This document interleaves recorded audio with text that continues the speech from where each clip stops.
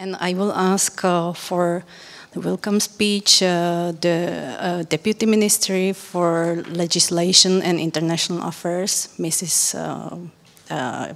Petra Smolíková. Good afternoon, Madam President, Mr. President, distinguished guests, ladies and gentlemen.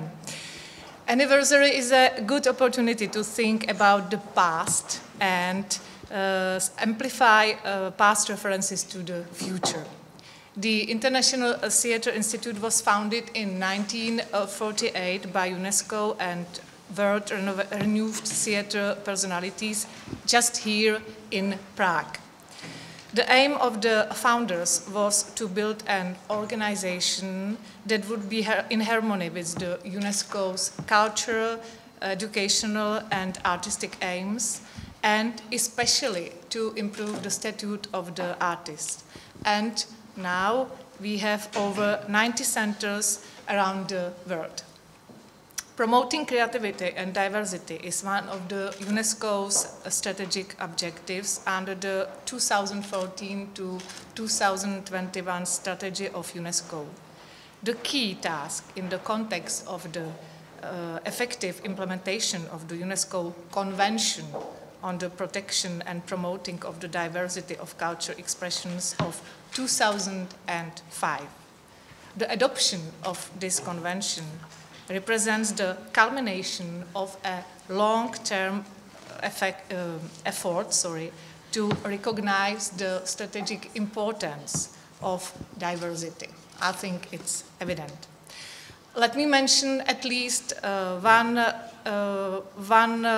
activity that significantly promotes the Czech Republic and is an excellent example of the implementation of the convention. The largest European performance, design and space festival, the Prague Quadriennial. The organizer of the festival is the Czech Ministry of Culture, and the implementation and the management of is realized by the Institute of Art, Theatre Institute. The festival has gradually become a highly prestigious, unique platform covering all of the theatre and scenography sectors. So that's the good example, I think a very good example from the Czech Republic. The symposium we are launching today focuses on 3 themes. You will talk about all of them, and I believe that the symposium will be an important contribution to the fulfillment of the UNESCO humanistic message and, last but not least, pleasant meeting of all admirers of performing arts. So let me wish you a very good discussion, and I hope you will enjoy Prague. Thank you. Thank you.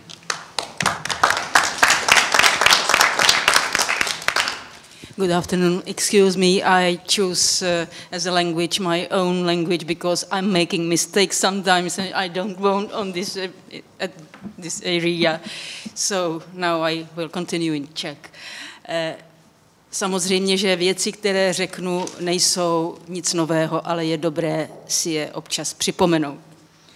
Především vás samozřejmě všechny vítám na sympóziu ITI právě ve dnech, kdy slavíme 70. výročí založení, které se odehrálo, jak všichni víme, právě v Praze. A vítám mezi námi všechny vzácné hosty z 5 kontinentů, z Evropy, Asie, Afriky, Severní i Jižní Ameriky.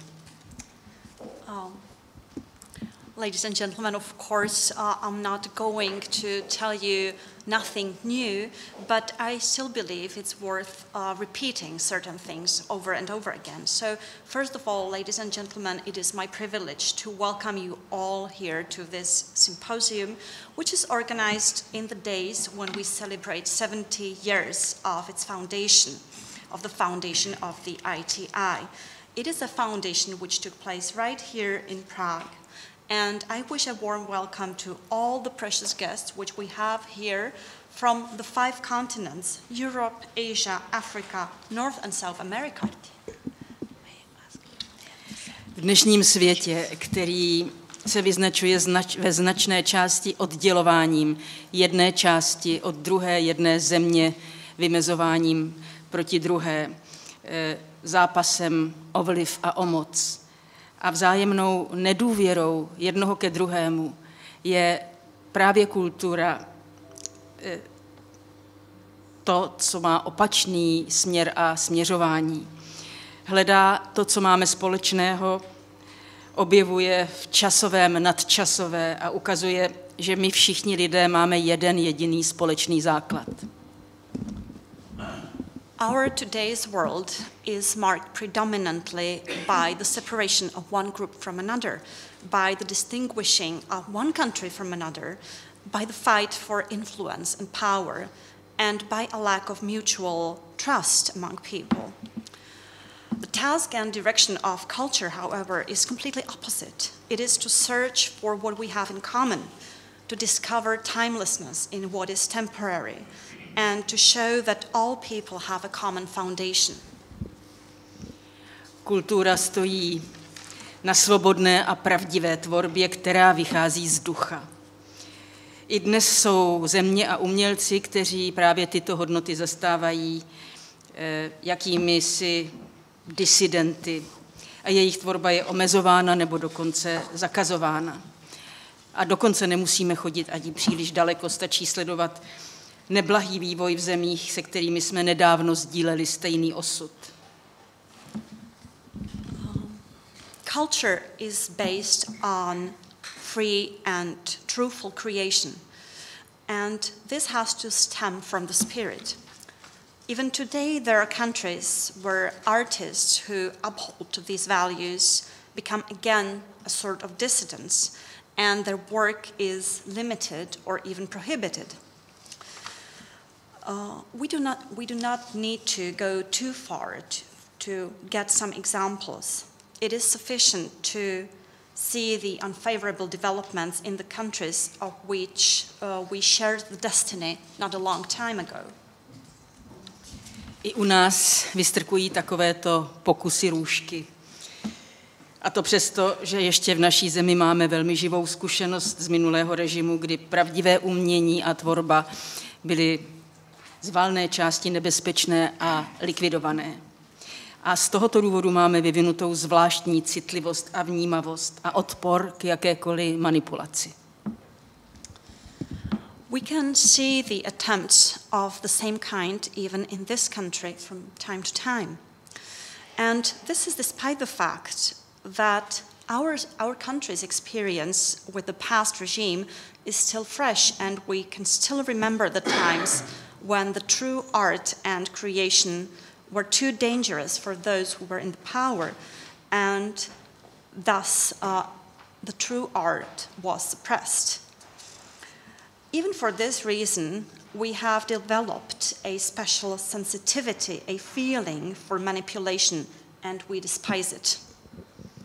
Dříve to byla ideologie a dnes jsou to převážně důvody ekonomické, které často zakrývají nechuť mocných ke kritické reflexi skutečnosti, k umění, které, jak už napsal Shakespeare, nastavuje životu zrcadlo. Právě proto je důležité, že jsme spolu. Pravá kultura dává životu dimenzi nadčasovosti, uzdravuje city a vede k přemýšlení. To je naším úkolem vždycky a za všech okolností hájit. In the past, it was the ideology.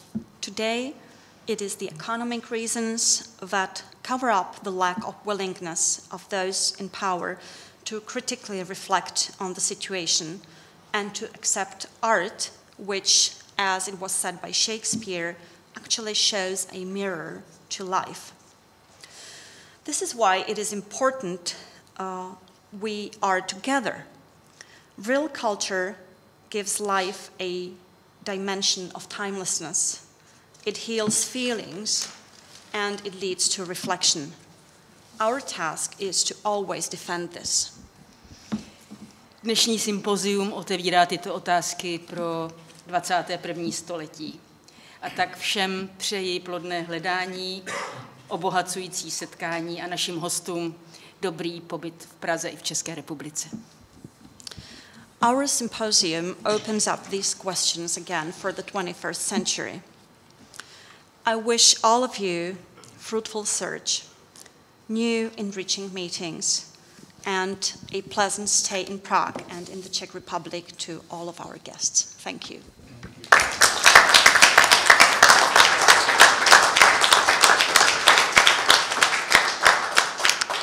I would like to thank Mrs. Tania Fischerová, the president of Czech ITA Center, for her welcoming words.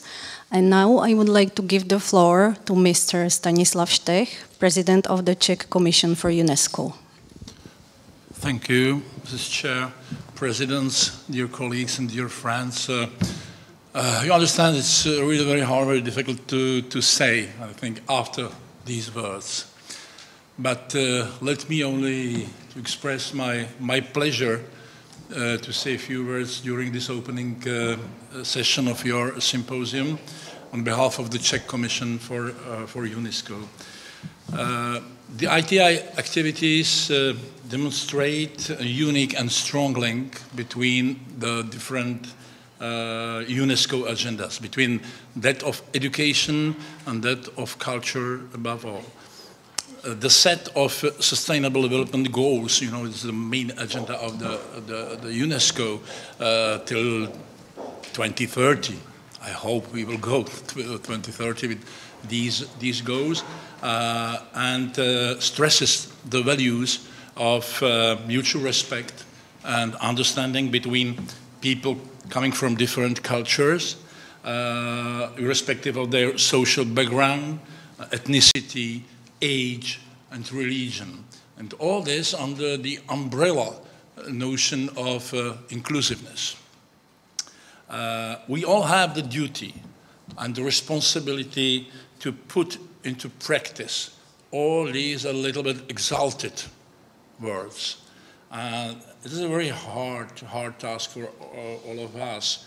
You know that the fast technological changes and the utilitarian and instrumental focus and instrumental logic in today's society have a very big impact on school education and on our everyday life, of course. My wish, I would say, may the arts get its desirable part at school and in our lives. You know, I spent the last week the meeting of the steering committee for education, the UNESCO, and it's really very interesting to see that around the world the basic values are not respected because we live in a very happy part of the world, and we are not able to understand that all these values are to be supported and sustained in the world with our help. And what's new, that what said Tania Fischerová, even in our region of the world, we have to renew these values. It's not finished for all times. So I think that it's really something really provocative for us to see that, in fact, in our school education, the aesthetic education, plastic arts, music education, performing arts have a so weak place in the curricula, and weaker place in the curricula. And I think that the consequences, we will see them in 10, 15 years. And we have to do our best today, in fact, to change the course of things. So I wish you fruitful exchanges during your symposium, and of course, have a nice days in Prague as well. So, thank you.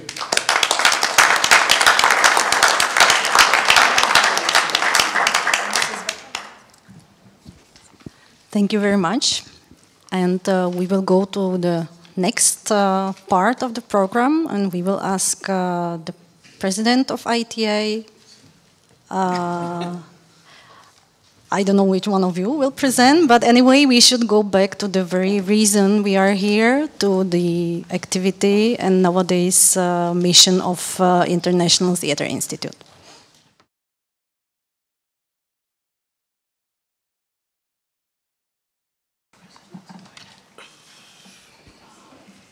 I feel like a teacher. Good afternoon, everybody. And actually, in the ITI, there is no difference between who's the president or who's the member, because we are all the same. But for the record, I am the president of the ITI and obviously the director general. I would like to thank, in the beginning, Prague for hosting our first ITI meeting 70 years ago. And I would like to thank Prague for hosting our meeting yesterday and today. I think ITI has evolved since the beginning, 70 years ago, until now. We are back in the same place to give a word of thanks to the Ministry of Culture of the Czech Republic, to the people who are assisting us and helping us, to those distinguished ladies and men who gave the speeches today of welcoming us and gave us some moral lesson of how culture and theater is important to us and to the future generations. No matter what multimedia we have, what new communication ways we have, I think theater will still have the strongest word ever. I would like to thank you again. I would like to thank my colleagues from the ITI. Today we have from China, from Russia, from Switzerland, from America, from Spain, from Vietnam, from England. I think this is the ITI. It's a mixture of people living under one roof and thinking of the future, of how can we get our message of humanity to the world, and that this earth has enough space for everybody. Thank you so much, and I wish all of you good speeches in this symposium. I will give the floor now to Mr. or Dr. Tobias Bianconi, the Director General of the ITI.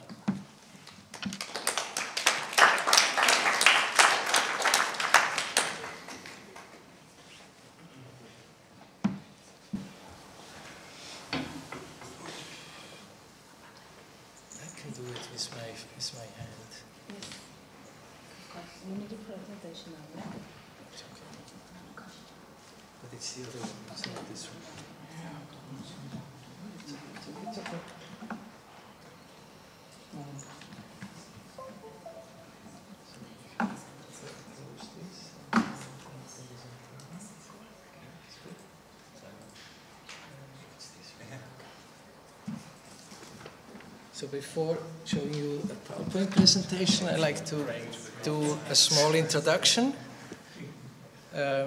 First of all, I will join the thanks that we are here in Prague, where ITI was founded. And it's great that we can come here. Like, I appreciate very much to all of you who made it possible. And it actually was in Prague on the 1st of July in 1948, where and when ITI legally was created. But the creation of our international organization that is concentrating on theater, dance, and music theater in all possible form has a much longer history. Already after the First World War, there was a French actor, stage director, and an advocate for theater for the people, with the name of Firmin Gremier, who had such a vision of an international association. But it was only after the creation of UNESCO in 1946, when at the first General Conference of UNESCO, it was decided that, and took form, that ITI, an international organization for theater, for the performing arts, should be created. Under the leadership of the first Director General of UNESCO, Sir Julian Huxley, the issue was pursued, and a large conference was held in Paris in 1947 with participants from 40 countries, which decided to have the first Congress to be held here in Prague. The discussion during the UNESCO General Conference in Paris made it clear that it was not of interest of UNESCO and of the performing arts that such an association is part of UNESCO. The reason is very simple. If ITI would be part of UNESCO, it would be part of an intergovernmental organization. That means that the delegates that would be sent to ITI would be decided by governments, and the artistic needs and viewpoints would get lost.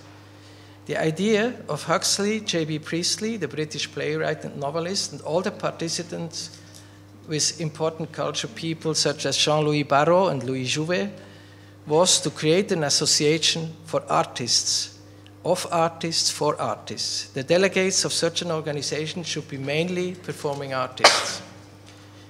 20 nations were present at the first Congress in Prague, but only 8 nations finally constituted ITI. 8 centers from Austria, Belgium, Czechoslovakia, China, France, Poland, and Switzerland, and the United Kingdom. France wanted to host the first Congress, but the preparation group chose Prague, being aware that this was a communist country. They wanted to show that ITI would not follow political viewpoints, but the viewpoints of the artists. Of the artists that don't accept borders. But that decision reduced the number of centers attending the first Congress, because some people were not allowed, officially not allowed, to go to a communist country. With huge enthusiasm, the participants met in Prague, approved the charter on the 1st of July, 1948. That's why we say this is the birthday. And they defined that ITI should be a serving organization. The General Secretariat and all the center are serving the performing arts community and the people globally and locally. 3 working groups were dealing with the main topics of that time. ITI and the center should focus on information about the performing arts and artists, on international exchange of the performing arts and knowledge, and education in the performing arts, and should have a strong focus on the young emerging artists. Bridge building for the performing arts and artists was and is a key issue for ITI. The risk or danger that entered from the beginning until nowadays is that the hegemonic thoughts that emanate from power-hungry governments enter into the minds of ITI members. Hegemony in any form is the foe of ITI, because being international for ITI means respecting the art and artists of other countries with due respect. Cultural diversity makes the world interesting, and cultural diversity is built up by cultural identities of countries, regions of countries, and individuals. That is my introduction. So I go to the PowerPoint presentation, which I go quickly through, and then you can ask centers. You can clap for it. Okay.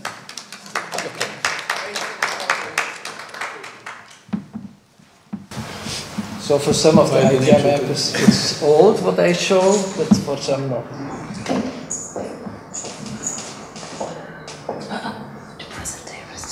It doesn't work. Okay. This one. Okay. Yes. That's good. Okay, this is the question. What is the International Theatre Institute? Here.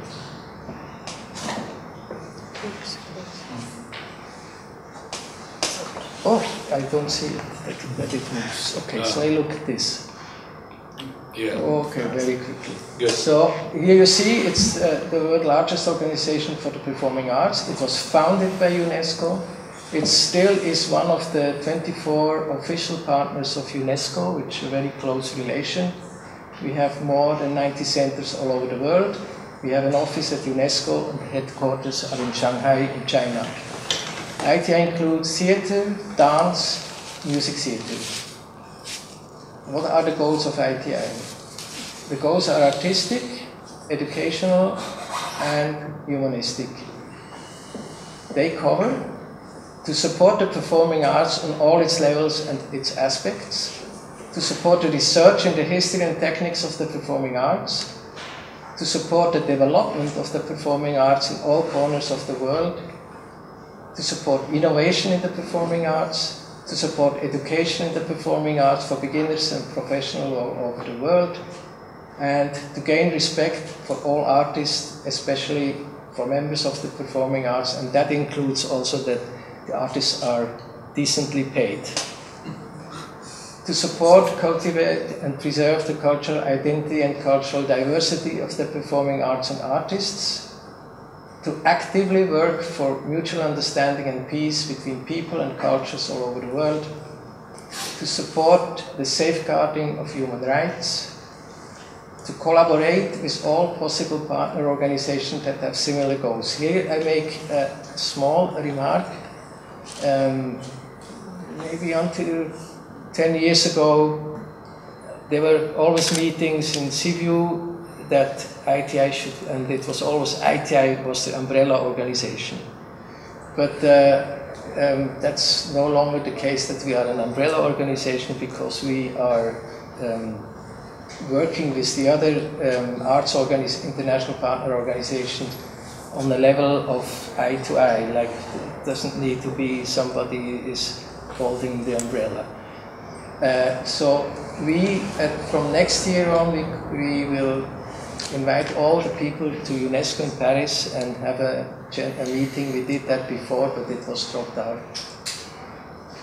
Then, how do we achieve these goals? Through the celebration of World Theatre Day. Here you see the 5 message authors we had this year. It's because we are the 70th anniversary. So we take a little bit the continents differently. We say it's also a little bit the way UNESCO does it, like Europe, Asia Pacific, the Americas, Arab countries, and Africa. Before it was Isabelle Huppert who wrote the message. Then International Dance Day, we celebrated in Havana this year with a member of Israel, a member of Lebanon, a member of China, of Hong Kong, Cuba, Burkina Faso. And this is the year before with Trisha Brown, who was not able to attend anymore because she just died before. It's not, this is something that we are spreading out all over the world, the message authors, and I was just in Wrocław, and I visited the Opera House, and they say, oh yes, we celebrate International Dance Day every year, and also World Theatre Day, and we were reading the message of Ohad Nahavi. I didn't know, but it's nice. Then we want to re-establish Theatre of Nations. That was a very precious event in the 70s, and we had the last one in Nanjing. This is the picture, and we tried to re-establish it and do it on a yearly or every 2-year basis. Then we have our congresses every 2 to 3 years. Here you see the picture was below, it was Xiamen, and above it was Yerevan. And last year it was in Segovia in Spain. Then we do it with common projects with UNESCO, such as the ITI World Performing Arts Capital. We have now we have selected the 2 cities, training cities for the first year, but it's officially announced, it's 2 of these cities, but it's officially announced at World Theatre Day next year. It will be, the basic idea for the World Performing Arts Capital is really to promote the performing arts and spread out the word from one city throughout the world. Also the best practice that are happening during such an event. The first capital will start World Theatre Day 2021. Then we have the ITI UNESCO Network for Higher Education, the Performing Arts. I do a small presentation about that later, and we have several members of this network here. You can recognize the pictures. Then we achieve our goals by strengthening the ITI centers and cooperating number and increasing their number. We do this by strengthening the regional councils which we have, and you see like we have in our 5 continents, and we try to create a Mediterranean regional council with activities there, because this is probably the most interesting, politically interesting regional council, because there are Arabs, Jews, Christians, like it's all, there was one in 2008, and it was amazingly interesting. Then we do it to the activities of 9 artistic ITI committees. We have here the list. The Dance Committee, the International Festival Forum, the Monodrama Forum, the Playwrights Forum. They do a lot of educational work, as you can see. They did workshop for young playwrights in Sri Lanka. A network that ITI is doing together with the Central Academy of Drama, ISTAN, International Stage Art Network, which basically is focusing on innovation in the stage arts. It's not the Prague Quadriennale. Then we have the Music Theatre Now Network, which their main focus is on a competition that they do, and the winners are invited to a special place like Operadagen or Swedes Biennale, Swedes Konst Biennale, and this is very prestigious in the field of new music theatre. Then we have, from this year on, we have a festival from the Network for Emerging Arts Professionals, the young people of ITI. They were in Croatia in summer, several of them, and now they are creating in October a festival in Sao Paulo, Brazil, especially for emerging artists. Then we have the Traditional Performing Arts Forum and the Stage Directors Network. We are building up at the moment, and I hope that in 2019 we will really have activities. Then we have the 3 humanistic ITI networks and the committee who are dealing with humanistics issues. The Theatre in Conflict Zone network, you hear about it later.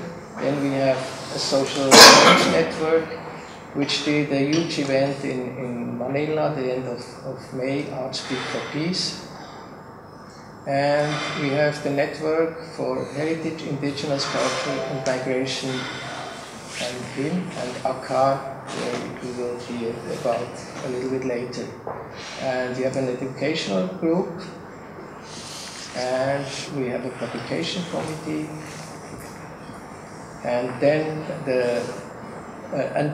I go back. What is important for ITI, a lot of international work is going through the committees. Like they work together from all parts of the world, and they have their own project. So for ITI, this is a very important part of committees. Like they do festivals, they do conferences, they do workshops, they go to conflict zones with work. Then we reach our goals through national and international projects and festivals organized by ITI centers. International workshops organized by centers and committees, then by using the performing arts to advocate peace in zones of conflict, we give to extraordinary personality and artists the ITI medal, and we have different awards. This year we will give 2nd of October the Yuri Lyubimov International Theatre Award, and the other prizes you see here. Then we have created the title of World Theatre Ambassador. On the left side you see the living one, and on the right side in memoriam. And when I was just new in the office, I remember we invited Václav Havel to come to the Congress in Madrid, and then he sent us a fax, handwritten. He said he wished us all the best, and he thanks for being a World Theatre Ambassador, and with a heart. It's very nice. Then we created a World Dance Master last year with, you see here, Alicia Alonso and Cristina Hoyos from Spain, the prima ballerina assoluta. Then we have a member card that is in use in many countries, and what we suggest always to the members, it's only for professionals. Just show it, and for instance, if you go to Odeon in Paris, they give you a discount. Then we have the different websites for World Theatre Day, International Dance Day, and for ITI, which is very well visited. We do a lot of calls. And who is doing the work? This is all the people, like Martina, and all the centers all over the world, they are doing the work, all the people here. The executive council members, the members in the general secretariat. And where do we do the work? At UNESCO, but not in this building. And in Shanghai, in this building. What for? To help to create a world rich of diverse performing arts culture in a safe environment of peace for everybody. Thank you.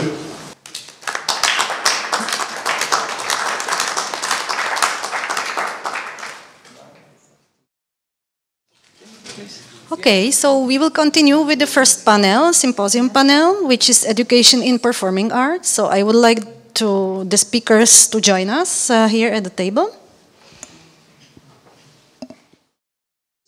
This presentation is more like an introduction to the discussion and the statements of Derek Goldman from Washington, D.C., theater worker, stage director, writer, Daniel Bausch, theater educator, stage director from Switzerland, and Amadou Mande,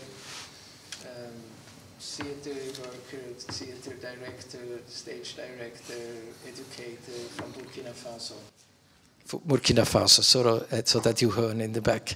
And unfortunately, Prasad from India couldn't make it. He had some issues which he had to handle and he couldn't come. So first I give you information about the network, very fast.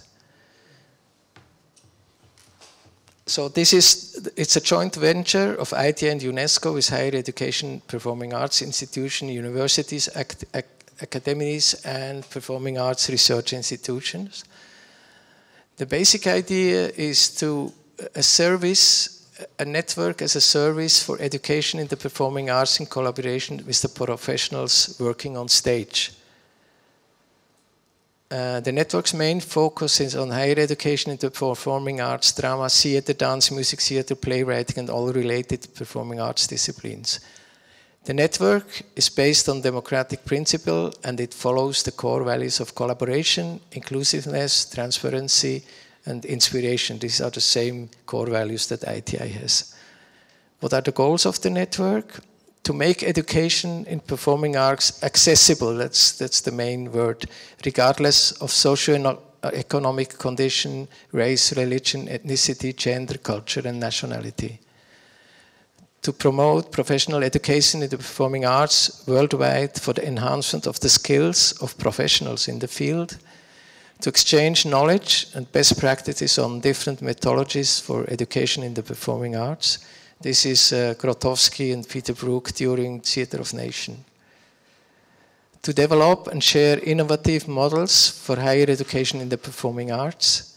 To support higher education in the performing arts all over the world, including developed and developing countries, with a special focus of Africa in alignment with the UNESCO goals, the global priority Africa.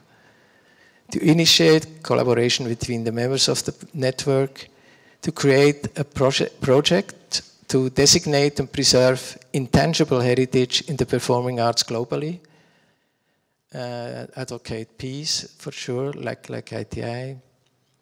And the objectives are different things we can do. Student festivals, this is the student festival at the last Congress, conferences, exchange programs for educators and students in the network, developing essential research projects relating to the performing arts, then a project about intangible heritage, creation of publications, exhibitions, competitions, masterclasses, academic awards, and so on.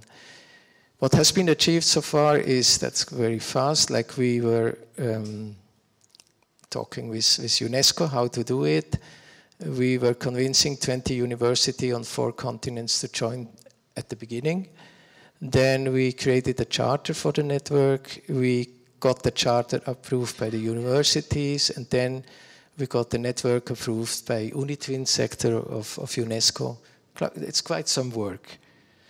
And then we had the first General Assembly in Shanghai, and networks collaboration between different universities of our network, and the first student festival during the 31st ITI World Congress in Segovia in Spain. This was extremely successful and meaningful because they didn't only show their productions, they also collaborated, they participated in workshops, and they, at the end, they stayed for the whole time of the Congress, some of them, and did collaborative work.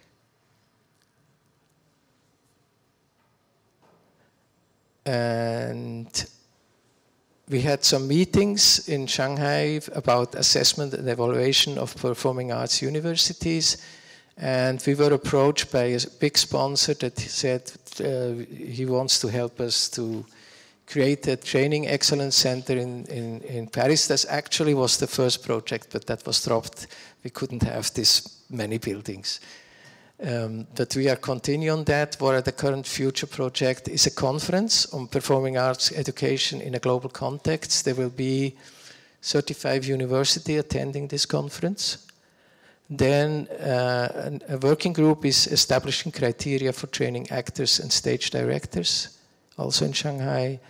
Knowledge transfer on how governments assess arts university, because all over the world this is sometimes very difficult. If you want to evaluate an arts university like a law or a physics university, it doesn't really work, or an economic. Then we are trying to develop a global directory about institutions who are giving know-how for the performing arts. We are creating at different locations all over the world master classes for international students. So, for instance, in Moscow, they do. Our member there is doing a master class in summer and is quite successful with this. And it's for everybody, like Russians, I don't know, Swiss, Americans. Then we look for a new location for the second student festival. We're creating a publication on performing arts education, academic view, but also practicing views will be published in this series of publications. And we expand the number of our network, and this is the structure. Like ITI is the main initiator, responsible for the coordination of the network and the relationship of the network and UNESCO. And UNESCO is the monitoring consulting body in this network. So here you see, like, we have already a lot of members, and we are increasing the number. And it's unique because of its association with ITI and UNESCO and the commitment to follow their goals. Thank you.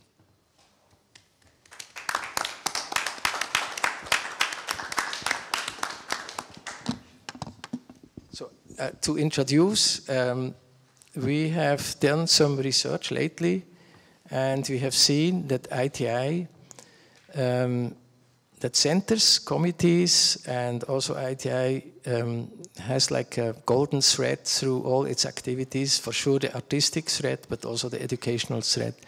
So a lot of centers, when they are offering summer academies for actors or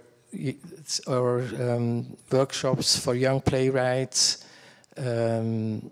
or any other activity like going abroad with ITI, going to let's say stage director, having stages at different theater. All these educational efforts are part of the success of ITI, and so education is very important for ITI. And if you think about education, it's really large. Like even if you have a meeting and you have people from all continents, and everybody has a little bit of different culture, so people are learning in a meeting to see, okay, some cultures are different, but that doesn't mean that they don't reach their goals. So it's also like an educational thing. Even for me, like sometimes as a Swiss, I'm very strict and exact, but then I can see other people do it looser and they reach the goal as well. So it's educational. So I like to give the word to, who wants to start? Derek? You want to start? Whatever. Okay, Derek, please start, and they will present their thoughts, and then after that we can discuss. Okay, thank you, Tobias. Good afternoon. I just want to echo my colleagues in intense gratitude to our friends here in the Czech Republic and in Prague for welcoming us so beautifully. I had the chance to be in Pilsen for a few days with several of the colleagues at the festival there, and particularly our friend Martina and her team, Lucy, and the others at the Arts and Theater Institute, and all the folks at Czech ITI. It's been an amazing time, and it's just coincidentally, I teach at Georgetown in Washington, D.C., and I go back tomorrow, and we're about to host 3 productions next weekend from Schwanda Theater here in Prague. So I got to see that theater. We just had some of our students who were here working on those productions, and now we'll be doing that. So it's been a really exciting, dynamic time for that collaboration, and I plan to be back for the Prague Quadrennial in June. So I just wanted to express enthusiasm and how just delighted I am to be building these relationships. We saw some great work in Pilsen. It's been great. I thought Tobias did a great job, I think, of just giving you a kind of overview of what the network is and what we're trying to do in terms of education. And I thought I would just share some thoughts, maybe a slightly deeper dive into some ideas that I think, as was said really eloquently at the beginning, are probably things that we all already share a sense of, but that I think there's value in re-articulating and finding new ways and new moments to express the urgency and stakes of some of these conversations. I thought I would begin and just invoke sort of dedicate whatever, some words to someone without whom I wouldn't be doing this work probably, which is former president of ITI, Martha Coignet. Her name came up several times among friends I met in Pilsen who asked if I knew Martha and remembered her, and it was Martha who got me into this work in many ways. She has a quote that I thought I would just share, which is that as a global gathering of theater people, ITI has promoted, protected, and defended theater artists, their work, their opinions, and in some cases, their lives. We are catalysts. Our continuity is the memory of the future. And I think our network that we have begun is founded very much in this spirit of trying to be a catalyst and to invest in the future, in the next generation of change makers and theater artists. So as Tobias said, the values of the network, I think, are resolutely inclusive, non-hierarchical, rooted in genuine dialogue and exchange, relationship building, trying to expose all of us, but particularly the younger generation, to different cultural, pedagogical, and aesthetic approaches. I'm a theater maker based in Washington, D.C., and I direct an initiative called the Laboratory for Global Performance and Politics. Our mission is to harness the power of performance to humanize global politics. And it's an interesting place to do this work because we're based in a liberal arts university. We are training theater artists, but what we've found is that the power of theater in this moment is most intense when it's not separated, when it's not cordoned off from other parts of the world, from other disciplines, from other approaches. So we try to ask, as I think we're asking within ITI, what is theater good at and why do we need it right now? How do we need it right now? In being in Washington, D.C., we have access to a lot of policymakers, diplomats, state officials. We train them in our School of Foreign Service, and I find that many people outside the arts are increasingly looking to the performing arts as a place for serious engagement with critical issues, that the arts are not just being put over here, but are moving to the center. So of course we believe in training actors, directors, designers, scenographers, managers, producers. But I think we're also, in today's world, need to be talking about how theater artists are equipped as change makers, as entrepreneurs who can fluently engage across a range of perspectives and issues. They have to ask questions about how theater matters in a polarized world, in a world in which we're divided, how it brings people together. We have an unprecedented global refugee crisis with more than 65 million victims of forced migration worldwide, more than at any other time in history. We have a huge global climate crisis. So asking questions about how the performing arts are connected even to health and well-being. We have studies that show how they literally affect the brain and heart function, how they make people well, how they improve people's lives on a range of ways, how the arts are transformative in settings of conflict and post-conflict settings, as is evidenced in the inspiring work of colleagues like Ali Mahdi in the Sudan and Fabio Toledo, as you'll be hearing about. This is the work of theater is not just happening in our performing arts centers, it's happening out in so many different kinds of spaces and in so many different areas of our lives. And so I think part of our function with the network is to make a new generation of theater artists available and equipped through empathy and through skill building to really understand all of their potential as artists. I thought Tobias spoke to this already, but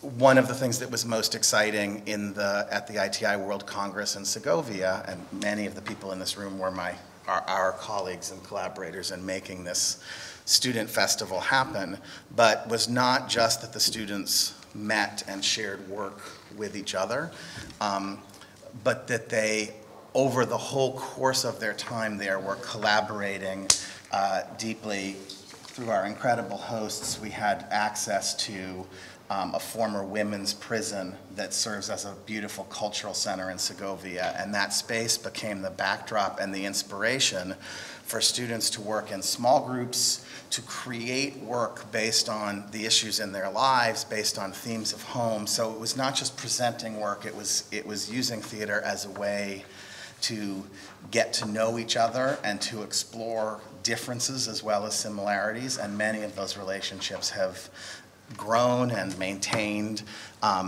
And what was exciting at the last Congress was also ITI's investment in the network of emerging arts professionals, which is a group that is a little bit older than our students, but is sort of another tier. And so overall, you feel the intergenerational energy within ITI. It's getting younger.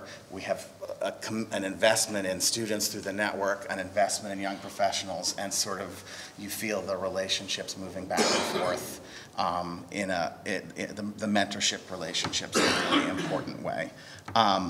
So I'll finish for now because I want to let my colleagues speak and have time, I hope, for discussion. But I think, at least from where I'm from, we often have a false divide in the arts world between the perception of art that is good and art that does good.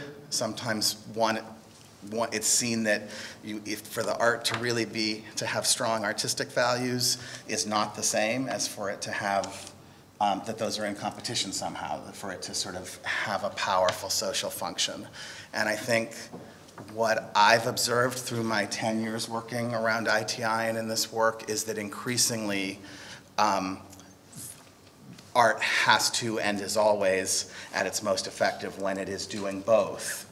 You can go to the world's leading opera houses and see something that's extraordinary and transformative, or you can see something that, and of course these are subjective, but you can see something that doesn't work at all. And you can go to a refugee camp or a prison or a high school or a housing project and see something that is transformative and that is performing arts working at its very best, or something that is not strong either. And I think we have to really take hold of the idea that performance is at its most powerful when it is good and the skill building is there, and when it does good and builds relationships, brings people together collaboratively, and in new relationships that open them up to the kind of expansive sense of the world that we all get to have, I feel like, as artists.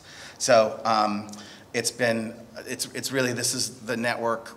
It's been a struggle, as Tobias says. It's taken years of thinking and time and energy to, on behalf of a whole lot of people, to get to the critical moment we're at, and it still feels like we're at an early place, but it's work that we're very, very passionate about.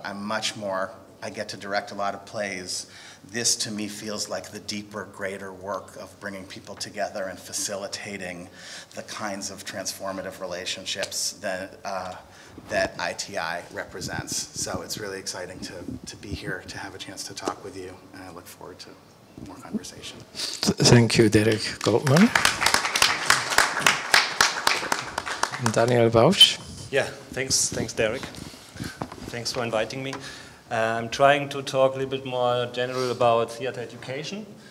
And when I was asked to talk about theater education, for me it was very natural to first think about my own education. And when I started the school time, I mean the theater school, the first day of the school, our director at Dimitri School, where I was formed in Switzerland, Akademie Teatro Dimitri, he told us that we should be now like a white, empty piece of paper. And I'm sure I understood it, and I made lots of wonderful experiences, and I wrote experiences on this paper, but after 3 years I crumbled the paper, I threw it away, and I felt really strong that I had to do it, and I had to be free of my teachers, of my teaching, and I had to do my own path. And the big teaching starts then after the school, so that's I mean we never stop to be educated, to learn, otherwise we will die, I think. So what I want to say is that professional theater education is absolutely necessary. That's what I believe. So to have the strength to throw away this paper and to do your own path, you need to be educated. So some seed has to be planted, and that is a very, very important task. But it's just a little bit of education. But it's necessary.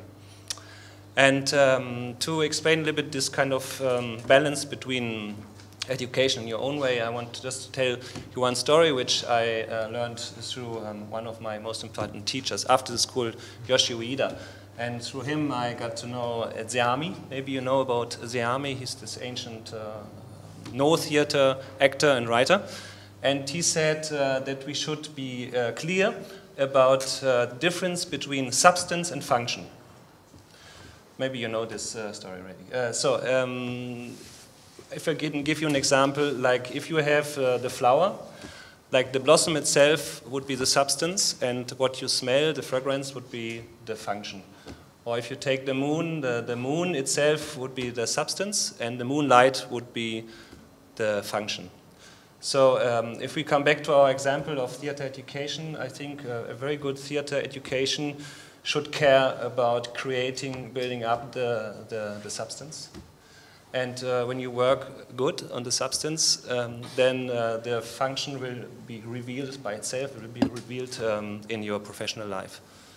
So, but I think it is also important not to talk only about professional education in my field and with my students and in our school. We care a lot also about education with kids, with young people, and I think that's something also which is very, very important and something which also ITI should, and does care a lot about it. And so I think we have also the responsibility with our knowledge to educate kids and to help them with our exercise, with our experiences, to teach them these transversal competences which we learn as a side effect in our professional education, but we have this big responsibility to teach it also. So I found a long sentence which I will skip now on the network, on the site of the UNESCO. I will not read to it now, but there's something very interesting which I can give you later. I don't know. I think it's now a little boring to read it out. So coming back to our professional performing arts training, it's very obvious that we have to do, the students and also the teachers, we have to give 100%, we have to be, how do you say, to give 100% of our knowledge to this path, because it's extremely difficult path, and you also need talent to do this on both sides, as a teacher, as a student, and as a teacher. And so talent in theater is it's very obvious. We can see it. I mean, if somebody is able to come from an impulse which is coming from outside and is going through your body, and this will give a gesture which is like homogeneous and natural, then we can see in talent, and we can see that already when we have the young people they want to study in our academy, this kind of talent, you can feel it immediately. And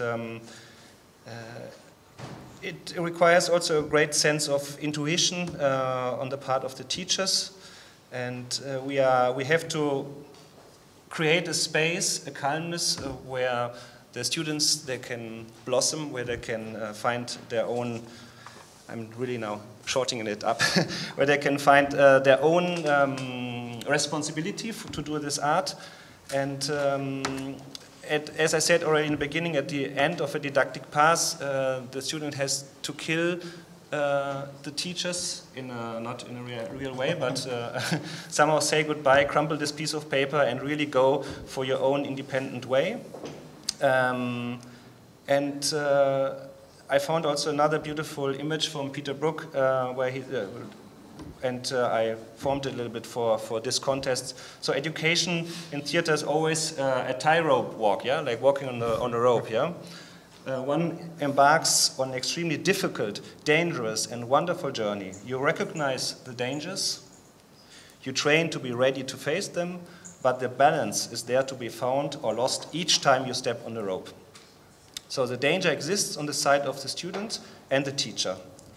As a teacher, I'm always deeply kind of afraid if I will be on the top of the request of the student, if I'm able to answer to all the questions. So I'm always carrying a slight insecureness in myself, and it is something I really have to face. And I'm really deeply, like fighting to be on the level of this request.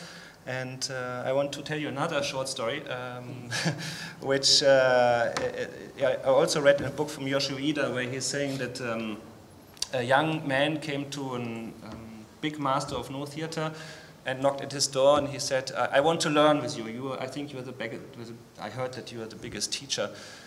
And the teacher told him, okay, please come in. And then the student said, before you teach me, I want to see what you are able to do.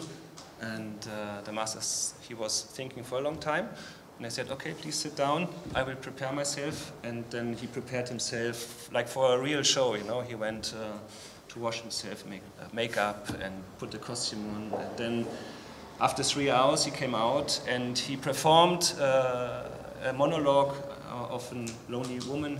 She will go to die. And after the performance, the student, he was astonished, and he said, I would love to be a student. And then the teacher said, yeah, but now I don't have to show you anything anymore. I don't need you anymore. So this just to be, it's another story to be on this relationship between teacher and student. So I'm coming to my end slowly. Society will always need performing arts, and it's absolutely necessary for the survival of our society. We all know that.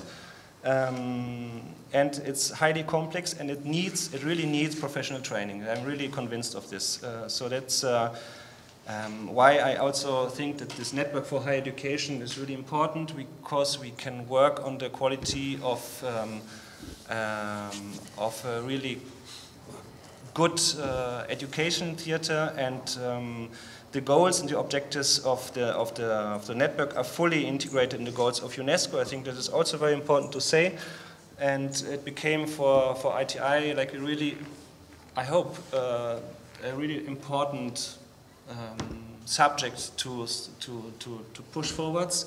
We are really working on it, and I want to finish now with another little story, but then it really finished, which is also from Peter Brook, and he's writing in his book that a Chinese sage was sitting together with his students, and they could ask him questions, and then one student asked, what am I? And the sage said, you are a plate. So in Eastern religious ceremonies, a special plate is used to hold the offerings made to the gods. The plate supports the precious objects, and the sage has chosen the symbol of plate and offerings to clarify the difference between existence and invisible part. So existence is the visible effort of action, what we do on stage, what we have here as objects. We see it, we hear it, we recognize it, like the offerings on the plate. And in describing his student as a plate, the sage was reminding him of his deeper level of existence. Coming to our theater context, we could say that the invisible part of the actor is the plate that supports the visible action of the performance. You don't notice its presence, only its absence. Okay, thank you very much. Thank you, Daniel Bausch. So, last but not least, Amadou Mandé from Burkina Faso. Okay. Thank you very much, Tobias. Thank you all. First of all, I want to say that English is not my usual language. I speak French. French is our official language, but I'll try. And I ask you to be very indulgent if I'm not clear. Please tell me. I can try again. Art education in Africa, a contribution to achieve UNESCO's objectives. It's what I want to tell about. And I want also to tell about our own experience as trainers, as educator, as a teacher. Building peace in the mind of men and women, that's the main sentence of UNESCO. As a reminder, I can say that maybe it's the sentence Daniel. So, yeah, UNESCO's mission is to contribute to the building of peace, to eradication of poverty, sustainable development, and intercultural dialogue through education, science, culture, communication, and information. The organization aims to achieve quality education for all and lifelong learning, mobilize scientific knowledge and policies for sustainable development, address emerging social and ethnic challenges, foster cultural diversity, intercultural dialogue, and a culture of peace, and to build inclusive knowledge societies through information and communication. Considering that the main objective of UNESCO are education for peace and respect for human rights in the world. Considering the fact that artistic training is in our context always works in the form of a utility triangle. Triangle is three-parted. The first is personality training, the second professionalization training, and the third training in sociability and the promotion of harmonious living together. Art makes sense only if it contributes to the building of men and societies. Artistic training in Africa can only be an education in humanism. His material and his target are the human, and his vocation is to make him better for himself, for others, and for all society. Artistic training is based on the construction of knowledge, know-how, and it aims to area of art a means of discovering form of inspiring artistic expression, entertainment and awareness, development of emotional intelligence, promotion of dialogue, critical thinking and collective learning, improvement of knowledge and change of attitude, positive transformation and behaviors, organization and training program. In our context, we have three kinds of organization. The first one is initial training by structured organizing structure. For example, we have the CEFRAV. The CEFRAV means a Center for Research and Training in artistic, in life art. And we have also a second kind of training, open, hand-on or one-to-go training, art workshop in a rural area, participation in group life in the troops, and continuous capacity building training, periodic workshops during the festivals, such as FITMO. FITMO Festival is an international theater and puppet festival of Ouagadougou. It's the festival we launched 29 years ago. And during every edition of the festival, we have workshops, we have lecturers, we have conference, and we have many activities in education level. Sometimes we have punctual activities according to the opportunity, such as the event Emerging Scene in Africa that are held in a strengthening perspective. We can say that in our program, in our curricula and teaching, method take into account the profile to be formed into the social goals target. The individual being only one link in a community chain. One link in a community chain. His success lies in his ability to contribute and to improvement of a community, to the improvement of the community. This is why the FEM module and curricula of artistic training incorporate the knowledge of own self and others, like culture in interculturally sense, the promotion of the culture of peace and human rights, the promotion of interaction and interrelationship in a perspective of harmonious living together. Education is the keystone of positive transformation in the existence of the individual, mentalities, and collective action. It is this that gives means and content to artistic training in Africa. The methods are open, but they favor the reflexive posture, ability to question one's own practice. They do see or make known, and they do it yourself.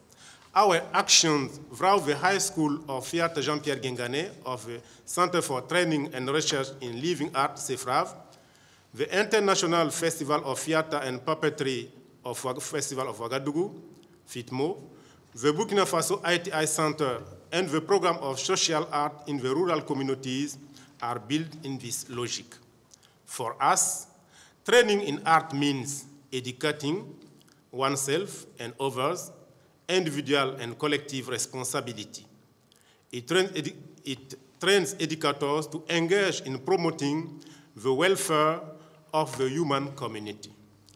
The foundation on which our educational approaches are built is a mixture of indigenous knowledge, such as traditional griot or storyteller's technique, and those inspired by various influences from around the world, Stanislavski, Grotowski, Augusto Boll, and so on. The local, national, and international cooperation is one of the key of the success of our action. Thank you. Well done. Thank you very much. It was very understandable. Hope you understand something. I start with a question. I confess that it's the first time I have to speak in English. Oh, good, very good. Sorry. I start a question. Next time it will be in Arabic. Okay. To Amadou, like how do I imagine, let's say I'm a young person in Burkina Faso and I want to learn how to act. How does this go? I apply or I'm selected?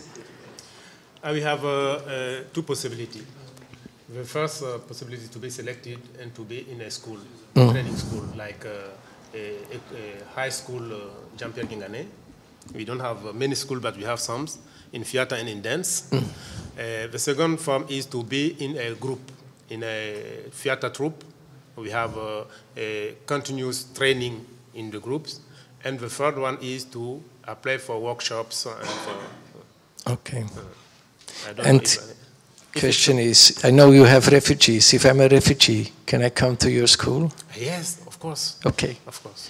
This is my question. Yeah. So you have people from other countries as well? Like yes, in our school we have people from all over countries from Africa, but we also have some students coming from Belgium, from Germany sometimes. And we have main collaboration. I speak about collaboration. We have main collaboration, main networking between African school, but also between our school and some school from Germany, Switzerland, Zurich and Dimitri, donc Germany, Italy, Russia.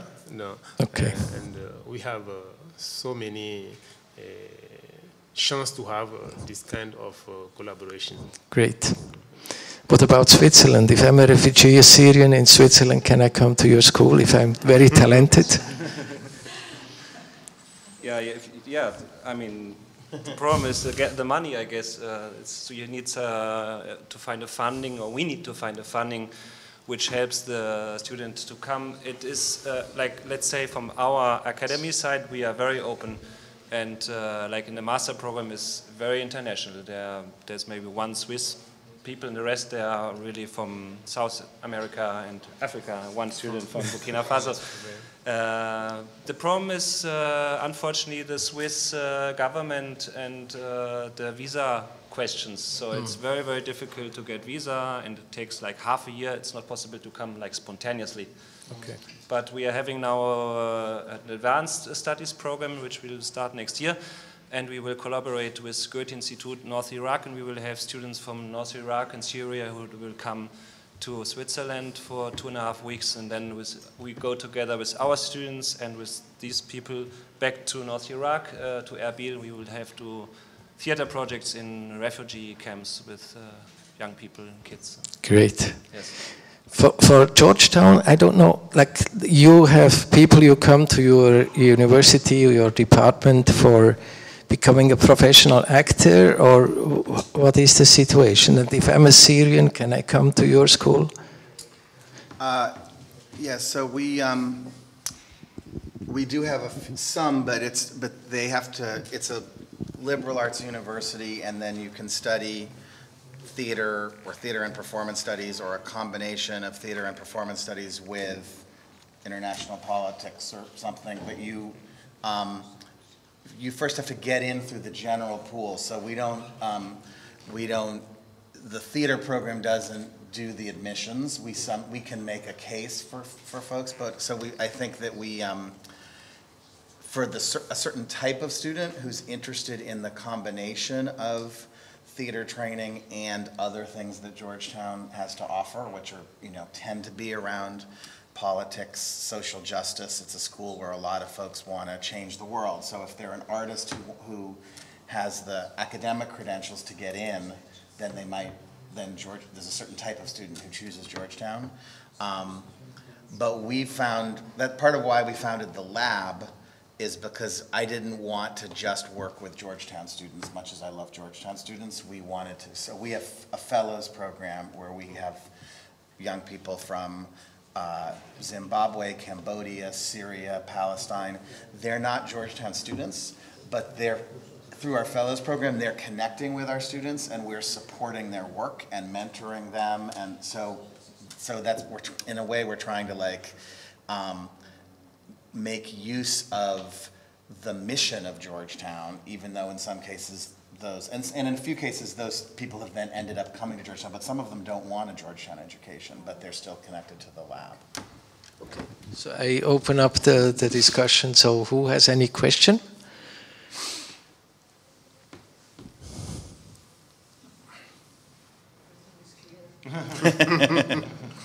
Okay. The perspective of the students in America and Africa, in Switzerland, for having a job. We spoke about in the morning, and the answer from the Czechs was that some go in state and the others are freelancers. Yeah. We know that very often it's another word for unemployment. Yeah.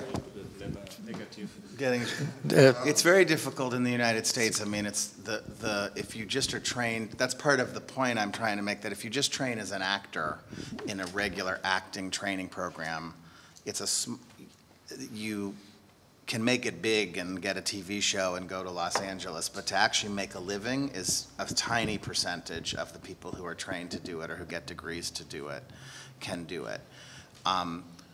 What's interesting at Georgetown, and we're not the only place, but is that I feel like the folks who we're turning out are getting jobs, but the jobs some of them are as actors and directors, but some of them are in other leadership positions in the field, or they're founding initiatives like Howl Round, which is an online theater journal, and Commons, which was founded by Georgetown graduates. So I feel like in this moment, I think people need to be training, not just leave it at the door and I'm going to learn to act, move, direct, and then hope that someone hires me, but they need to be connecting their theater work to something, to other fields, which still may mean they work. I think it makes them a better artist, even if they end up working in the theater. But I think it's also opening up new kinds of ways of understanding what a career in theater is.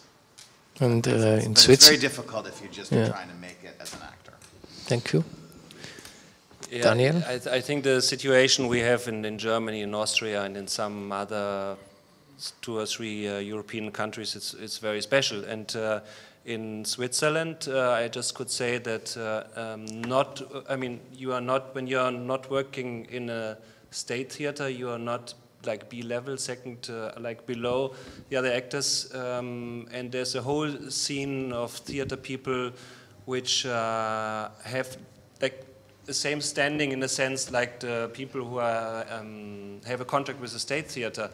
And I think that students that are leaving now the schools, they are much more creative than we were with creating their own profession somehow, and creating, like we were saying in the morning, like projects. That's really the thing which is internationally like going on. And yeah, there's not this anymore. Like in Germany, it was like this. Like when you're in the free scene, it's like B level, you know. And that is not in Switzerland. It's not like that anymore. So like our students, they're really like they're doing their own projects. They're creating their own profession somehow. Okay. Yeah. And Amadou? Yes, I think it's like Daniel said at the end. For us, there's no a state institution for artists. All the artists are to work on private on their own on their own projects, and we don't also have so many people in the training schools. Many of people learning art by doing, by be members of groups, and sometimes some of them are opportunity to create their own group, and we have, I think, in our context, still possibility to develop many things, and it's not full. We have place, but we don't have a state or public possibility to be employed. Donc we don't. We think that all the students are opportunity. If you are creative, you can work, and there's place for that. We need to have more people and to educate more, to train more people, because we have place for creativity and for action. I have one question. Yes, please. We all have students for theater, and you know that ITI is working to promote the ITI for the new and young theater activists. So all of you, in one sentence, what would you tell your students to convince them to join ITI? In one sentence. For me, it's easy. All my students are members of ITI. Problems afterwards when they're leaving the school, you know? How do they stay inside? No, they stay inside. Yeah, in one sentence. So it is the only network worldwide where you can be a member of a performing arts family which organizes places and like Corniche, where you can promote, where you can continue to educate and to promote your art, your theater, where you can, that's one sentence. There are 20 more sentences. I would say joining ITI will widen your horizons and make you a more complex and better human being. I really believe that. That will give you a wider. Thank you. Thank you. It's okay. Any other questions? If not, I would like to thank the three of you, and let's do a break.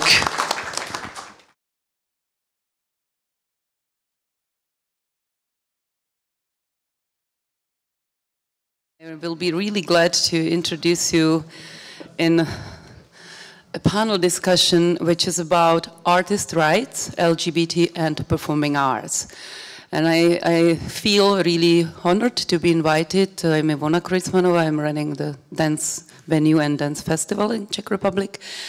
And I'm glad to welcome here two Czech artists, as we spoke about it this morning, this afternoon, that ITI is about artists. So I'm very glad that we have here Honza Malík and Miřenka Čechová. They are both artists in the dance field and physical theater. And I am really honored to have here Anne-Marie, who is actually honorary president of in ITI and has a long history. Let me introduce a little bit more Anne-Marie Engel. She is the founder and contact person of the ITI Action Committee for Artists' Rights, and will speak about it. But she's also the former director of Svensk Teater Union. And more than 20 years she was the main producer of the festival Swedish Theater Biennale. And currently, which is quite interesting, she moved into the public policy field. And so she is a member of the Stockholm City Council and a Stockholm Cultural Committee. So we really love to see that the experts from the field of arts are also touching the policy and cultural policies, and we are really very happy to have you here.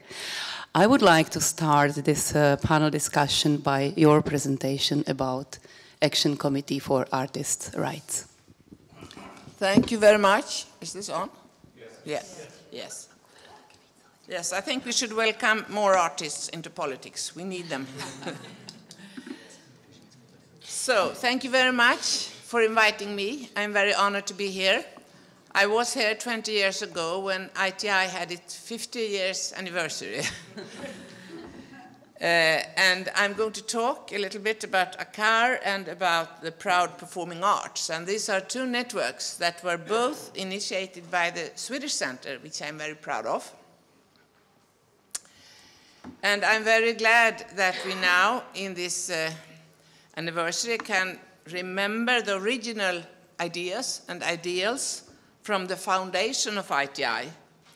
And I just want to remind that it says in our mission that we should advocate the protection and promotion of cultural expression regardless of age, gender, creed, and ethnicity. And I have followed ITI for a long time. I have lived in the ITI for a long time, and I have seen it had changed a lot. Politics in the world has changed, and I can say that almost never before was it so relevant as now to lift these ideals again when the borders are closing and there are many people who are opposing arts and artists. And I read in the report that now there is an emerging global culture which is to silence the others. And I think that's a good way to put it. That's what is done in many countries by governments, but also by religious organizations and by civil societies, that you want to silence the others. And we see a lot of that in the art. And I can say, I come back to that, but only last year there were documented 553 cases of violating artists in 78 countries in the world. And that is the tip of an iceberg. It's only what was reported and documented, but there are, it's growing, it's growing, it's growing. So I'll say a few words about the ACAR. Is that right? No? Yeah, the other one, okay. So the ACAR started as a working group. It's not that ITI didn't care about what happened to the artists in the world and the artists' rights, but it was not really in focus. I mean, letters were sent and so on, but we were a few people from some countries who thought we have to focus more on this and we have to lift this in the ITI. So it was a working group, and then it was a committee, and we have a vision, of course, about, no, back, the vision, yeah. The culture, if it's that one, I can change it, yes. And you recognize these missions, I think, but we say it's the first guiding principle of the UNESCO Convention of the Protection and Promotion of the Diversity of Culture and Expression. We want to watch and we want to make the international theatre community react. Of course, we are not a group that can work concretely a lot, but we want to watch and we want to react and we want to make you all aware. And then we have our mission: collect, prove, analyze, and make public cases of violation of the rights of theatre artists and the right to free artistic expression. And of course, the last sentence is very important. We have to cooperate with other human and artist rights organizations and networks worldwide, because there are many of them that are civil society driven. And this is just a few, we'll say, some achievements. This is the same what we have done. You can explore, we can create a vision, we can map the terrain. That's usually what we do, we map the terrain, which is very difficult today because the terrain is very wide and very changing. And then I can tell you our main communication channel that I hope that you all know is the newsletter. And also you can subscribe to the ITI ACAR news. For example, the very last newsletter that came out in September, it tells us a story that the Schaubühne's theater shows were cancelled in China. I think you all read about that, because there was a part of it that was interaction with the audience. And then, of course, we write about this, we send it out, and we expect that you do react in some way in your countries. Maybe you write something in the media, maybe you make a statement of some kind.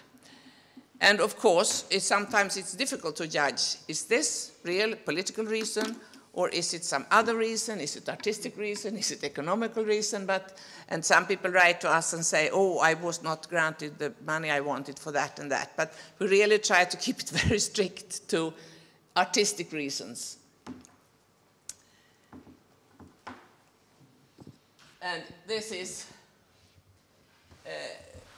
from a report that I really recommend you very much, which is called The State of Artistic Freedom in 2018. It's published by FreeMuse, which is an organization that started only for musicians, but also now covers all artists. And they have an office and they have staff, so they can really do investigations. And they made an investigation that came out now, very recently, called The State of Artistic Freedom. And they have tried to map some facts.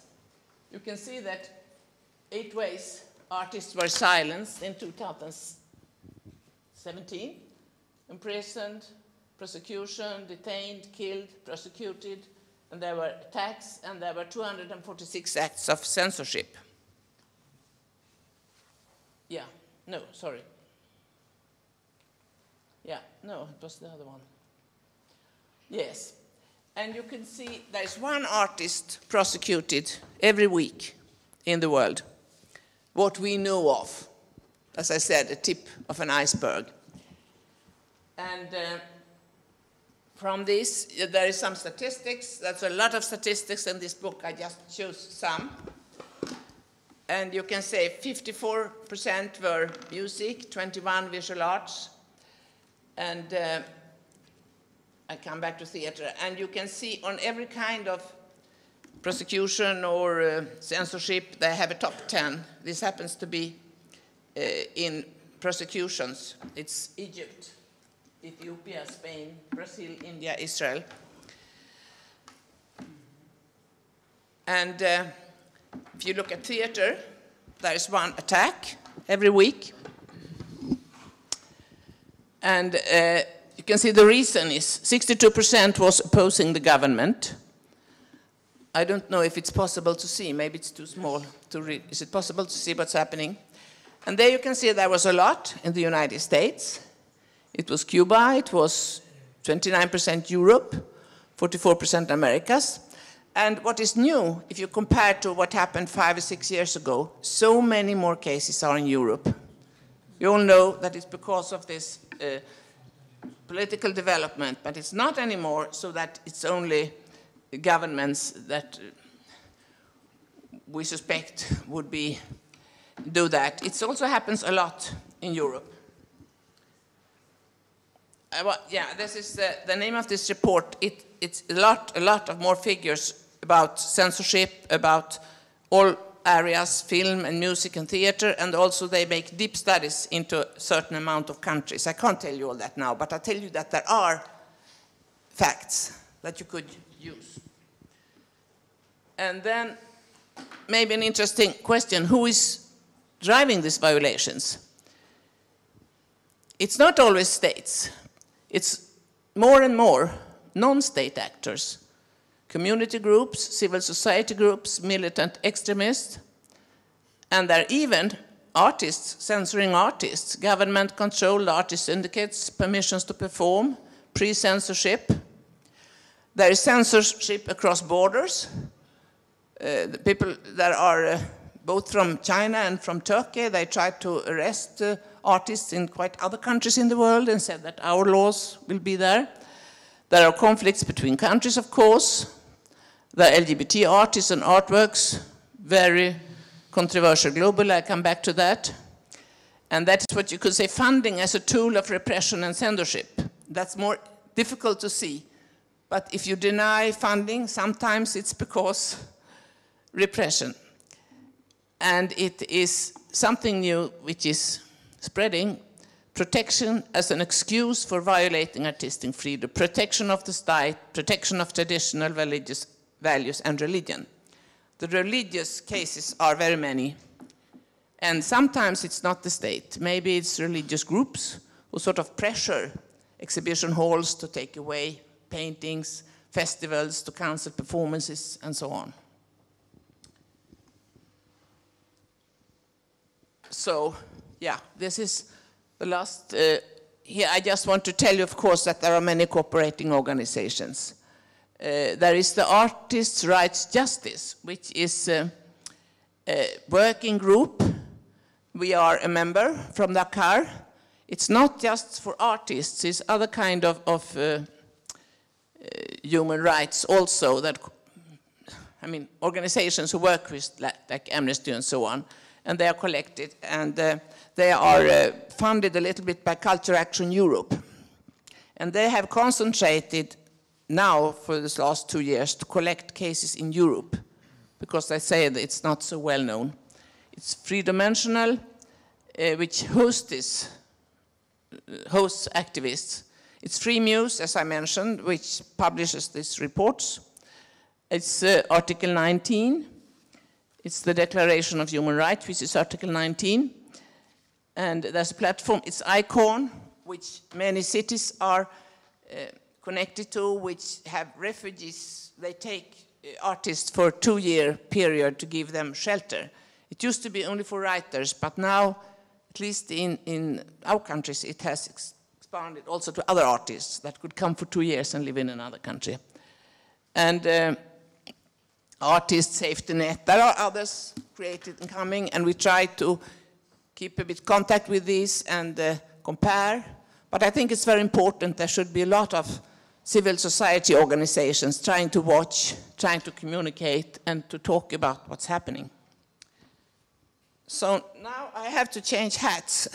Anne-Marie, maybe can we stop here for a little bit? Because I think for many of you, these numbers are kind of new. And maybe you didn't hear so much about this very dangerous increasing pressure also in Europe, because everyone is feeling that Europe is full of freedom and democracy, but we all know, and I was very glad that Tanja Fischerova mentioned it in the opening speech, that we are living in the area where our neighbors are under the really big pressure, and it's coming slowly also to our country, and we have really to keep in mind the value of artistic freedom.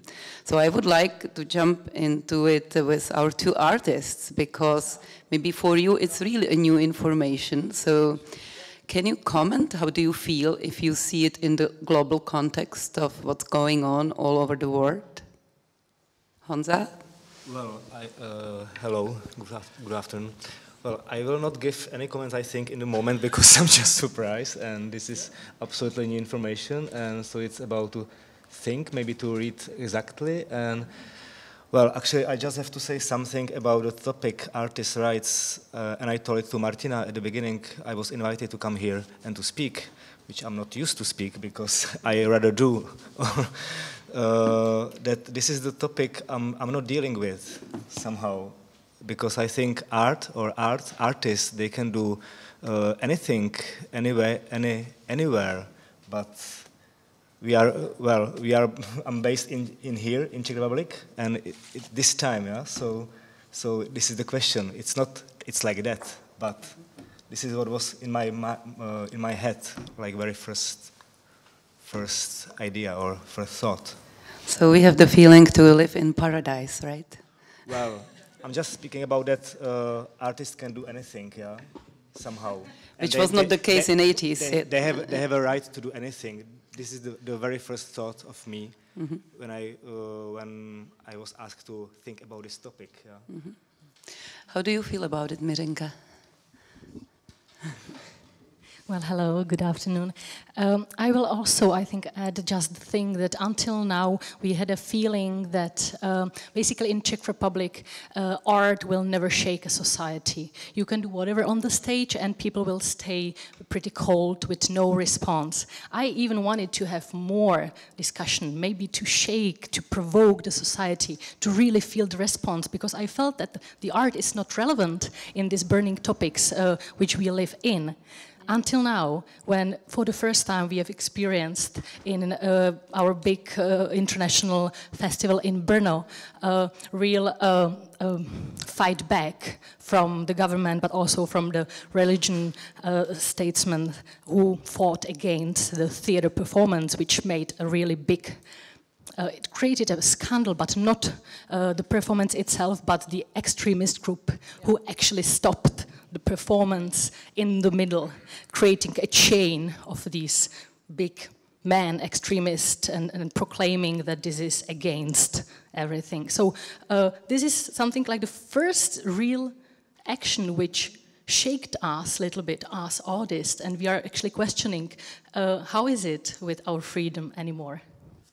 Thank you for mentioning this case of Divadelní svět, the festival in Brno. I think it's a very good example that there are still some strong personalities who are asking for prosecuting the artists, which is unbelievable in our democratic country. And actually I just remember, thanks to Mirenka, that there was also kind of even or magazine and television, Czech television art channel, and there was a performance of a band of theater group, I don't remember exactly, and they just stopped the production in lifetime somehow. It was in night, so, and this is like 2 years ago, I think, or 1 year. I don't remember the exact company or band. Yeah, and Marie, I also, I want to thank you also for mentioning this Schaubühne in Berlin. I think when you gave us the statistics, and you can see that there are more than 250 cases of the censorship. Yeah. So we are really shocked that the censorship is still existing. Well, if I understood in the country where is the committee of ITI, and I am quite curious how the ITI will react to that. Just announcing it? We have, yes. And I want to add that there's a lot of censorship, and now it's also more and more self-censorship. That's also dangerous, but that's another discussion. Could I say just 2 words about the LGBT? Because this is one of the groups that are in many, many parts of the world really difficult.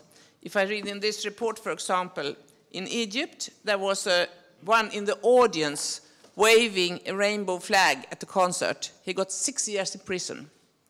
6 years in prison for waving rainbow flag. And then you can imagine what it's like for the artists in the world.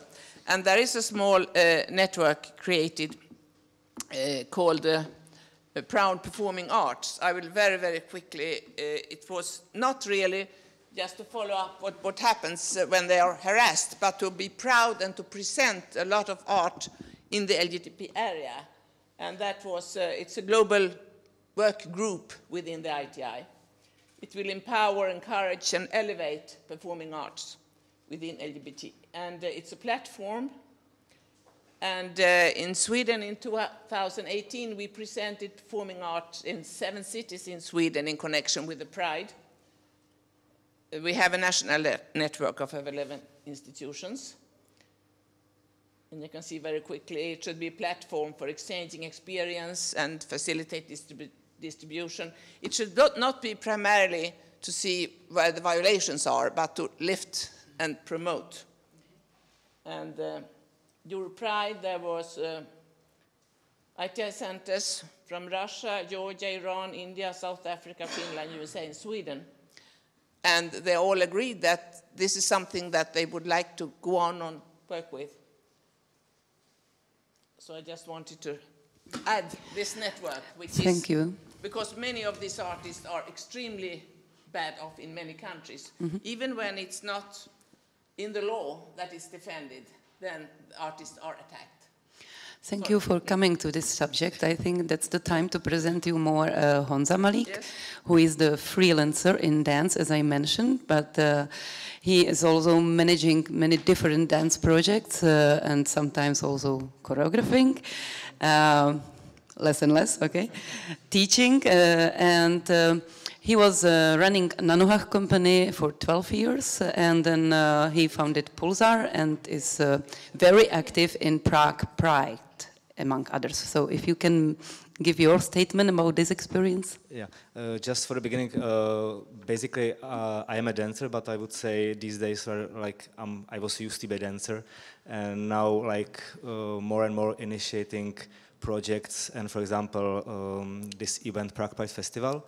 But maybe before Prague Pride Festival I would mention some other thoughts which is somehow connecting with the topic artists' rights and to speak about rights. So there are many friends, colleagues, dancers, choreographers, artists around me, and they don't speak that much. Like, I mean, we speak together, but they don't speak that much.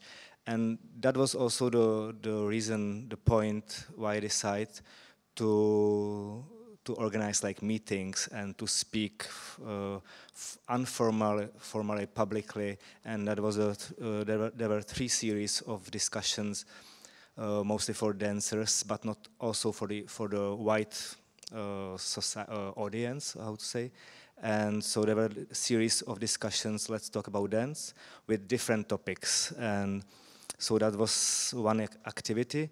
And maybe, I don't know if it's good to say something about Prague Pride as an introduction, or... And yes, this is just illustration because I like the picture and it's connected with Prague Pride. So I have some notes here. Prague Pride Association is here from 2010, and it was founded with the aim to organize LGBT Human Rights Festival, and it is non-governmental, voluntary, and non-political organizations, and main aim is to promote tolerant society, fight against homophobia, and increase awareness of gay, lesbian, transgender community in the Czech Republic. And Prague Pride Association realizes small programs. I already said Prague Pride LGBT Festival, Equal Marriage in the Czech Republic, and LGBT consulting website Zbarvou ven, or with color out, to translate.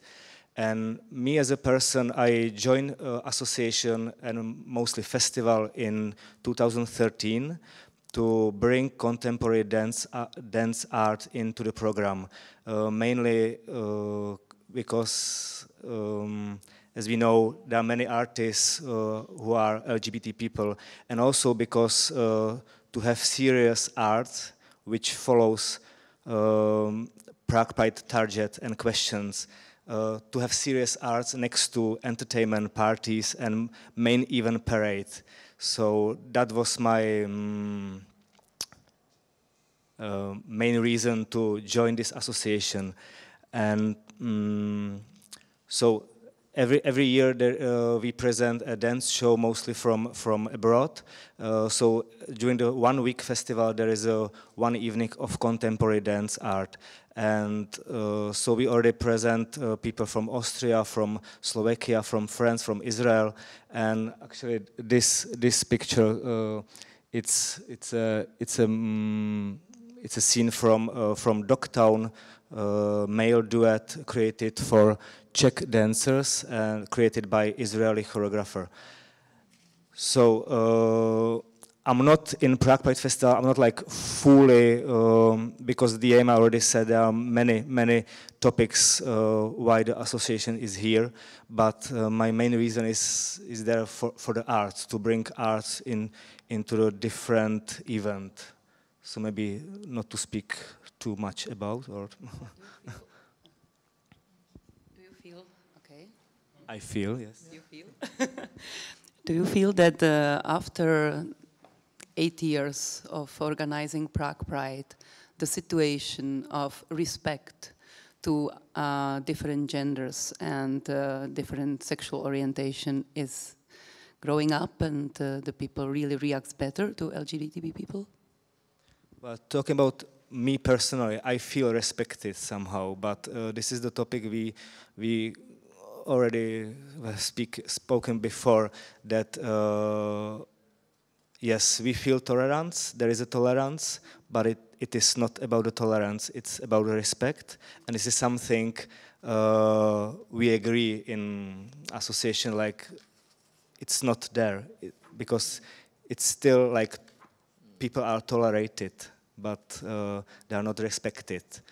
And yeah, I'm not a theorist, so I will not like describe like where this feeling comes from, but yeah.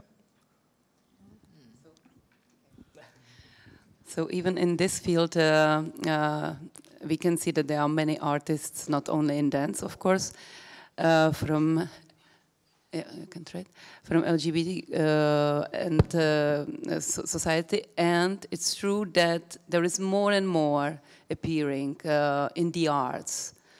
How much we need really more than being tolerated, but to be respected as human beings. And I just want to remind Miřenka's work, which was so successful and won the Dance Piece of the Year 2012 in Washington, D.C. actually. And that was He is Nancy Joe. And you touched very, very strongly the transgender subject. Do you want to mention a little bit this? Sure. Well, I'm usually doing the artworks which are touching myself personally. It's usually documentary topics that I can research for a long time, so I can really bring some, not answers, but more questions for audience. And this was also a personal topic because my sister is transgender. She's a violinist in the orchestra. Before it was a Slovakia radio, now it is a orchestra in a theater in Olomouc. And she basically went through the gender change. And I have to say that from my memories for that time when she went through, artists are basically, I would say, a little bit more accepting and open than the rest of the society. So the transitioning wasn't so difficult until the moment she actually really came up with the real change, because there is, of course, a preparatory phase, which was all right. So thanks to that, she had to change the orchestra. She basically moved to another city, and she started from scratch. So when they don't know her identity from the scratch, everything is all right. I think if they would know what's her past, the situation in the theater wouldn't be very good. So this is just a life experience from that, and basically the piece was about that, about from the opposite side, transitioning from the female body to male body to the real identity of a man, which I created based on a lot of documentary materials. I interviewed many people, and I did it also as a performance for children. We did it for schools 12 plus at Ponec Theater, which was followed by discussion, and I have to say that children were really, they were open, they were interested, they were with no prejudice at all, except one teacher who stopped the discussion once in the middle and said, "This is not our topic and we will not stay here anymore." So she dragged students out of the theater, and they didn't run out back to me, and they were excusing their teacher and saying, "Well, we are really sorry, we are interested in this topic at all, but you see." Well, any more question to this subject? I think we just touched it from two different points of view. Finally, I didn't introduce you enough. Miřenka Čechová, she is really a very strong representative of dance and physical theater with numerous recognitions and for her artistic work, but she is also the co-founder of the theater companies Spitfire Company and Tante Horse. And she is also co-founder of the international festival 0 Point. And she's also well known as a strong feminist. So let's touch another subject, and this is the feminism. leaving. Come on. No. Well. Okay, I was asked to talk about this topic a little bit. And we just, before we entered this room, we just talked a little bit together about that. It's really important to start with statistics. And I studied a statistic when I was working on one chapter for this book, International Women Stage Directors, and I wrote about the Czech Republic and about the situation here, which in theater is very interesting. I prepared some short summary of what I found out, so if you allow me, I would just read it. In 2012, I was asked by University of Illinois in USA to write one chapter for the book called International Women Stage Directors. It was happening during my Fulbright scholarship when I was living in Washington, D.C., where I was witnessing a situation quite different than back home. Women in the directors' roles, either artistic directors, executive directors, or stage directors, were in majority there, or at least in the equal balance. For example, executive director of Kennedy Center, artistic director of Washington Ballet, artistic director of Washington Opera, and so on, so on. The same situation was at the university where I was teaching. The head of theater department was a woman, the head of music department as well. I've spent a good amount of time researching the situation here in the Czech, and it was more than difficult to find any respectable records about women stage directors, not to mention there was no serious publication, minimum of interviews, and almost any awarded recognitions. There are awards for theater in Czech called Czech Critics Award, formerly Alfred Radok Awards. And from the 1992, the beginning of the awards, until now, there was one and only female director, Hanna Burešová, awarded through the whole history.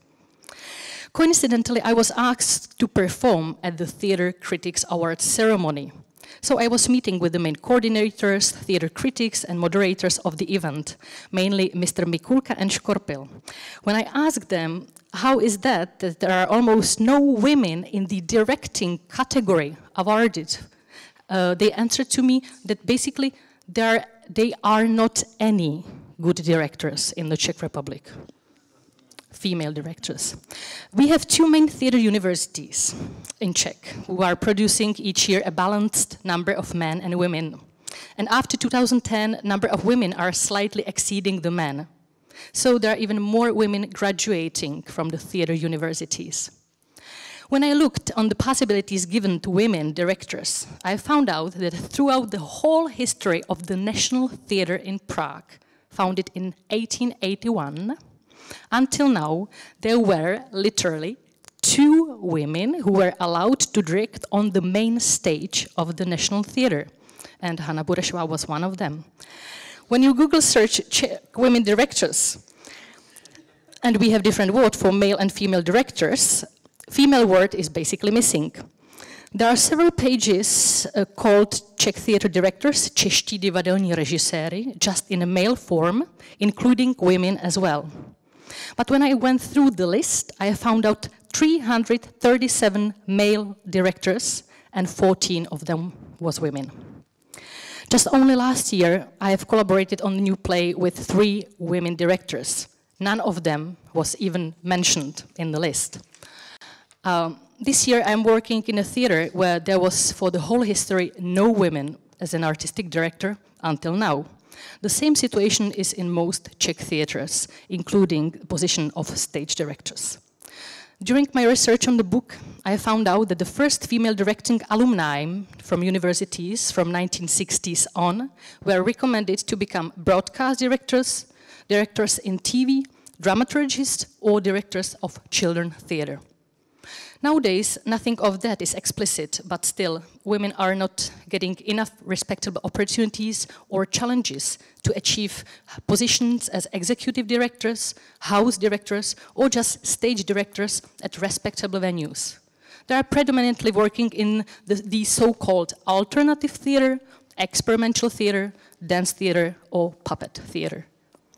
We women artists are fulfilling ourselves in our artistic work the same way as men.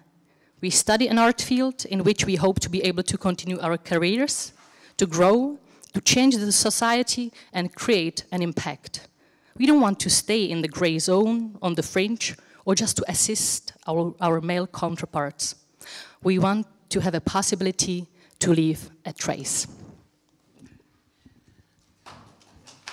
Thank you. Anne-Marie, you have something to add for sure. I just want to comment on that you always have to start with statistics. That's very good. You look, how is it? And then you see what you can do. I just wanted to add on artistic freedom that especially in many countries, women are denied their rights to artistic freedom. Now, there are so many cases. Women are usually accused of indecency or from religious reasons or other reasons. They are prevented to perform. In some countries, you know, women can't perform at all in front of women. In others, they are accused of indecency or so. So it's a especially vulnerable group if you look at the freedom of artists also. Also in this situation, the women have the worst cases because there are so many people who want to decide what they should do and what they shouldn't do. And even if there are laws in the country that should help them, there are other groups of civil society who would stop them. So even there, it's another story about the representation, but it sort of...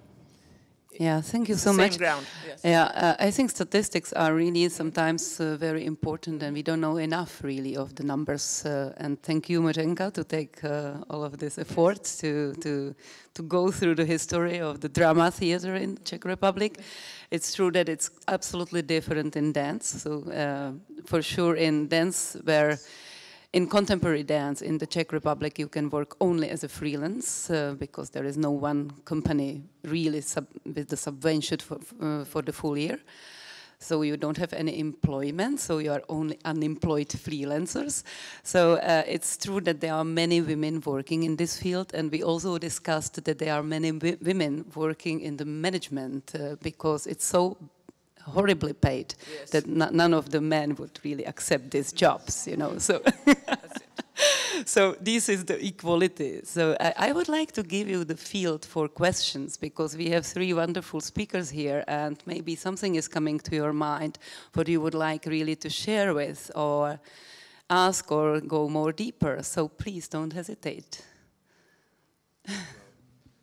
Just a little thing, talking about Prague Pride, it also took me 5 years to have female artists on the stage during Prague Pride Festival.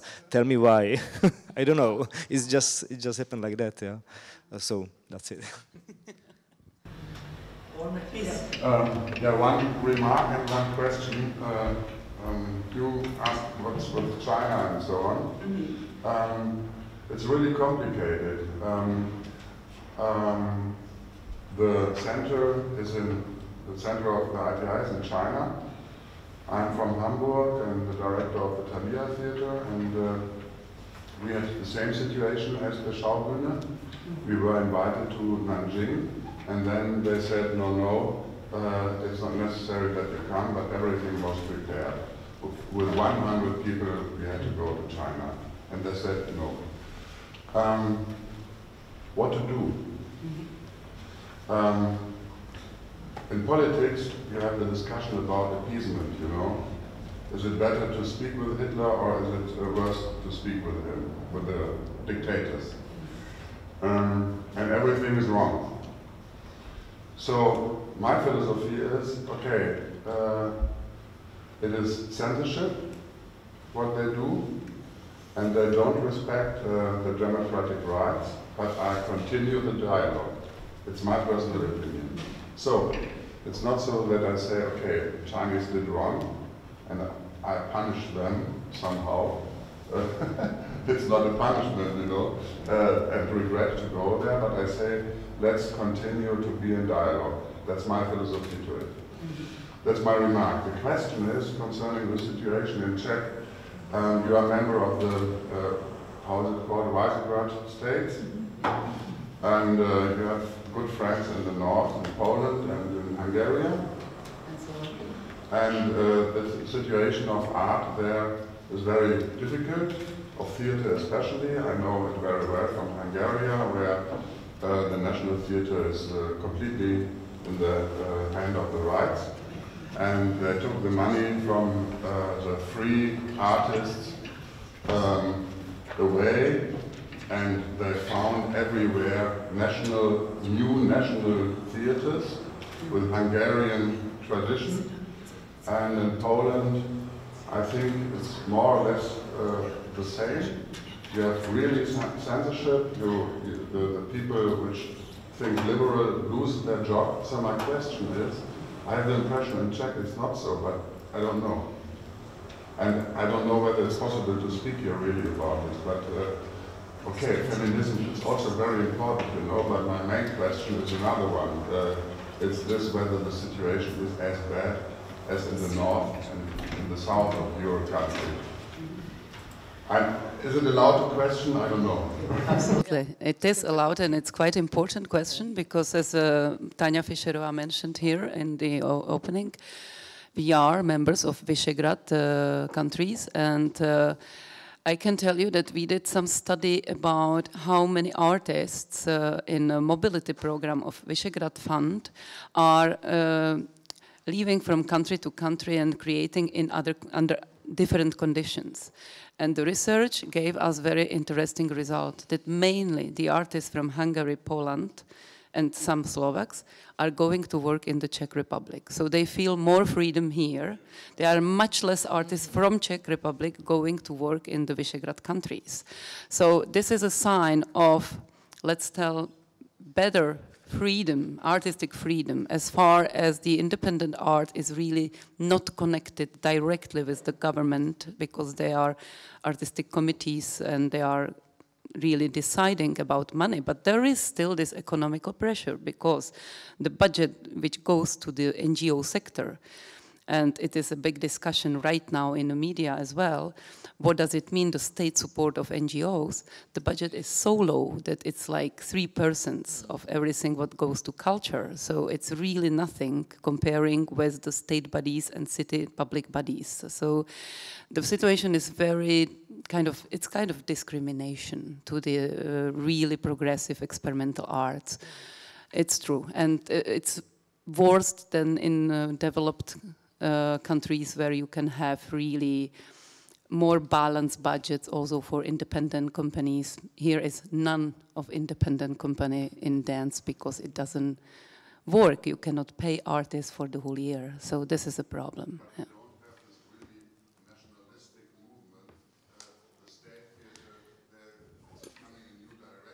Mm-hmm. No, this is not happening, but I would like to give you space to answer this very important question, please. Well, thank you. I think that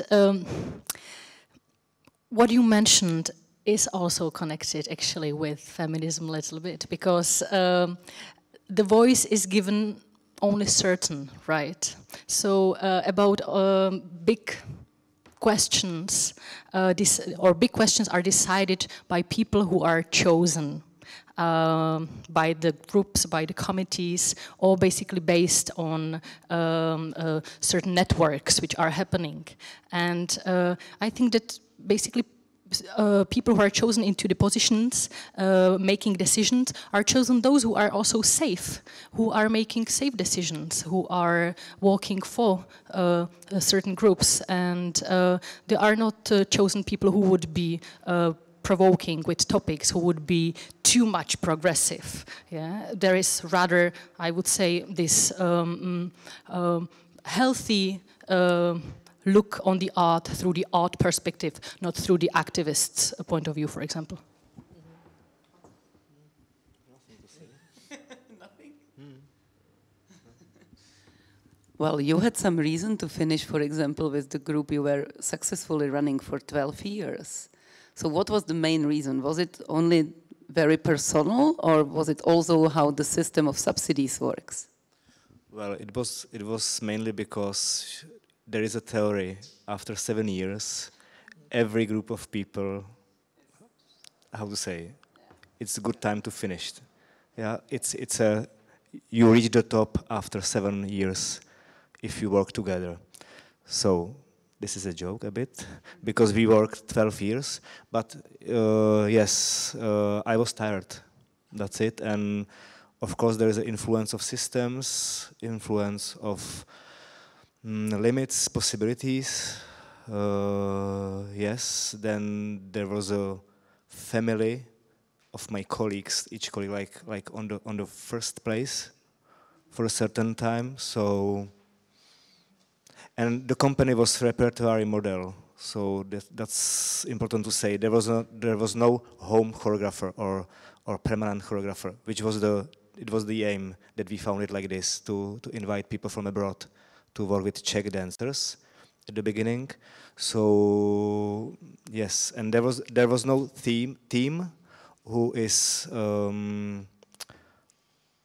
which ran the company. It was like 1-2 persons. So after a few years, the effect is clear. So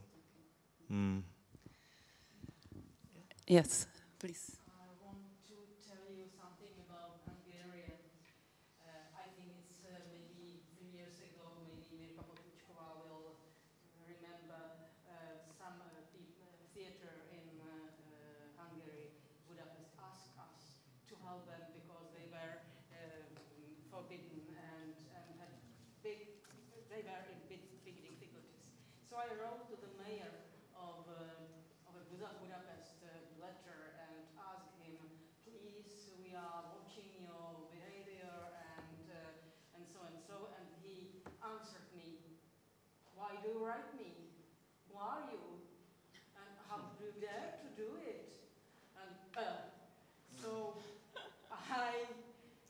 I'm not quite sure about the dialogue, but still I think it's important to do it because they know that we are watching their behavior. That's all. Yes. Can I say something? Yeah? Please, Anne-Marie.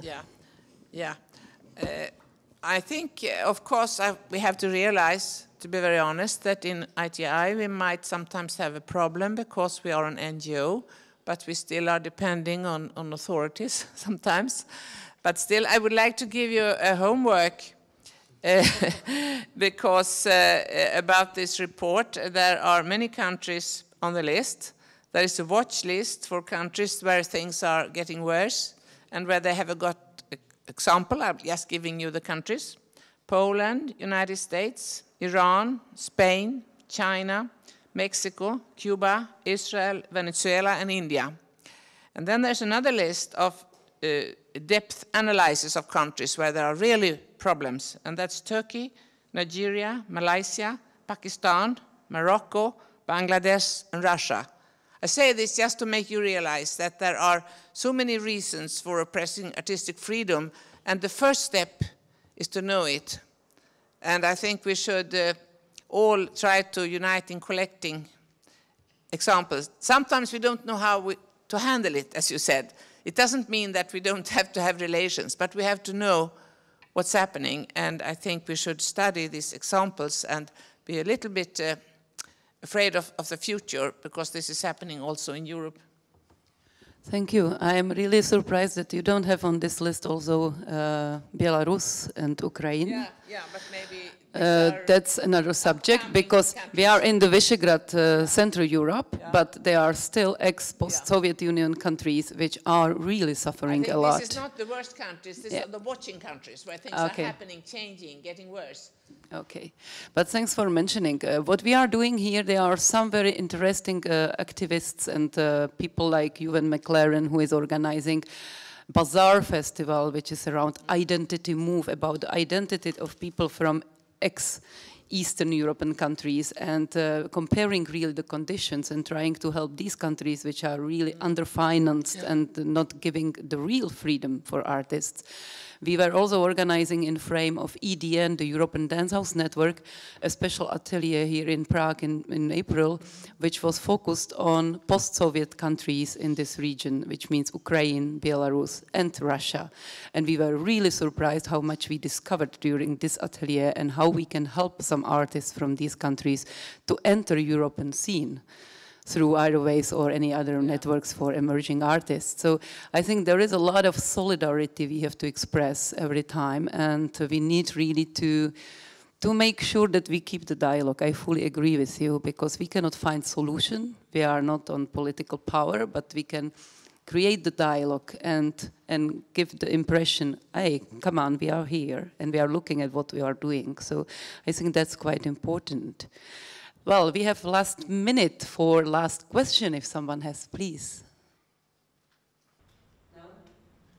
Please. Yeah, it's maybe sort of a question and a comment, but I was struck that you used the United States as sort of an inspirational example for you of where things were better, because many of my colleagues in the United States would say, of course, that there's still a very, very long way to go. But what it made me think about was there's been a real sea change and cultural shift in TC, Theater Communications Group, which is part of a board that I'm on, which is the umbrella organization, equity, diversity, and inclusion, through statistics and kind of really exposing a system has made it so that major searches for new positions now, institutions really have to be much, much more public about who they interviewed, how they made the decisions, and it makes me think that there are women's voices festivals that have been very successful to sort of highlight that men who were saying you don't have the artist, it's kind of like, no, in fact they were right here. So it makes me think that maybe there are ways to enhance communication across, and for folks to sort of take practices that are working in certain places and use them to kind of hold, and I'm sure some of that's happening, but that feels like a useful model for ITI in some ways, for these kinds of relationships to take up, because it's very different than it was 10 years ago in the United States. Well, I want to. Oh well, just very briefly. I was also surprised for the situation, and I asked about that, and people told me, well, of course that women are in. Women in leadership in art in majority, because these positions in arts are underpaid, and so this was the answer I got. Yes, sure, please. It's a very good example, and I don't think can happen again these days. Augusta was in prison, tortured, and then at that time ITI asked the members to write an address, and hundreds of members were writing to a government address. And Augusto Boal probably died of his torture he experienced, like he had cancer, but the wife of Augusto Boal said it was basically because of the thing they did to him. But himself, he was when he came to Paris for World Theatre Day to read his message, he was extremely thankful, because he said it made a difference. Like hundreds of letters have been written, and it was also for him. Copies were sent to him. It was also for him strengthening his power that he could stand the torture. And you have to know that they tortured him because he should tell some of the people who knew something against government. And he said, I'm not telling you.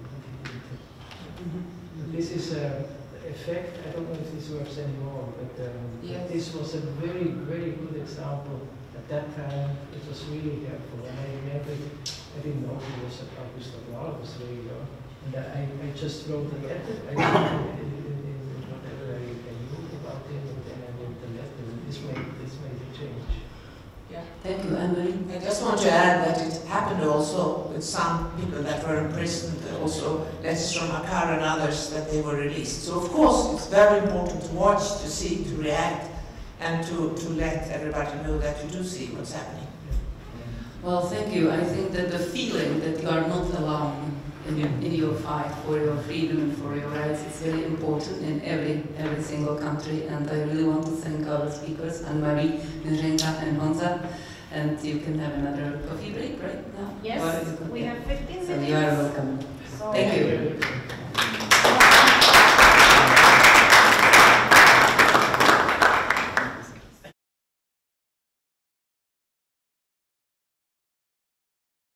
name is Marta Smolíková, and I am working for many years for the NGO sector here in the Czech Republic, and I am dealing with culture policy as an independent expert.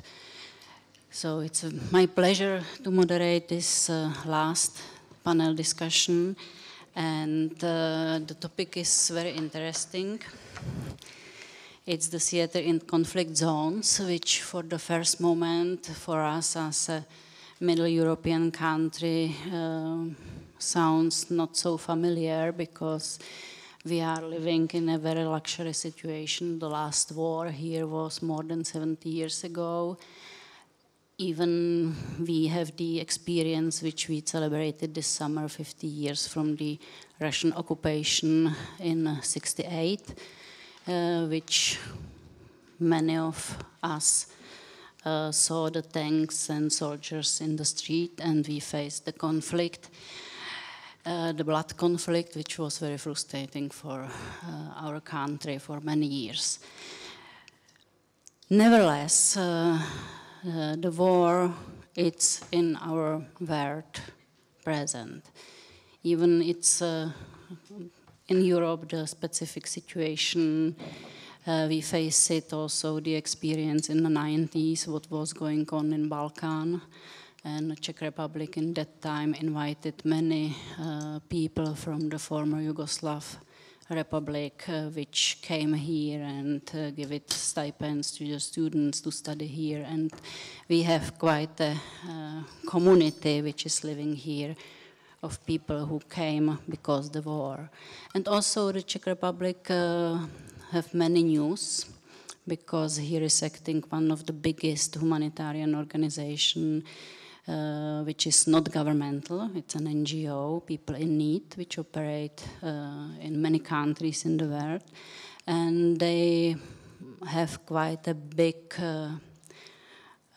PR or propagation, and they are talking what is going on in certain areas, because they are helping in Afghanistan, in Africa, in Cuba, in totalitarian also regimes. And one of the aim when they started the NGO in the beginning of 90s was also to bring news from those countries what is going on there.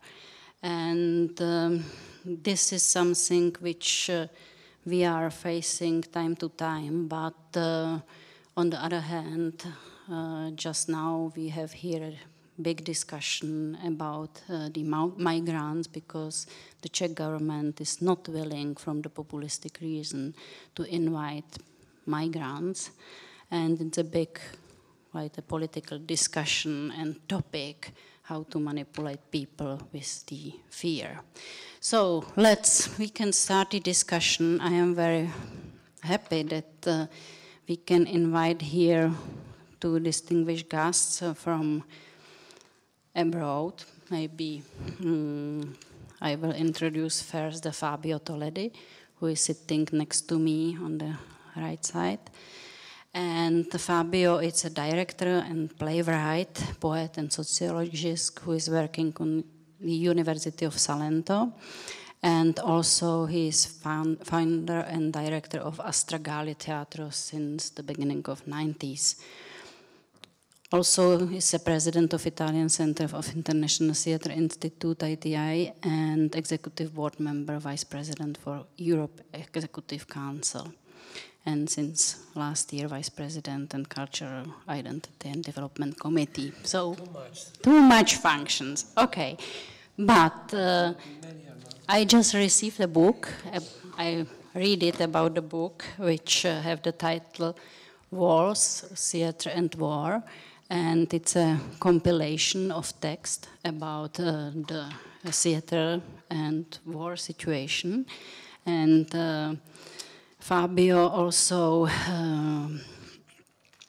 is made many observations in countries like Cyprus, Turkey, Palestine, Balkans, Jordan, Syria, and Iraq.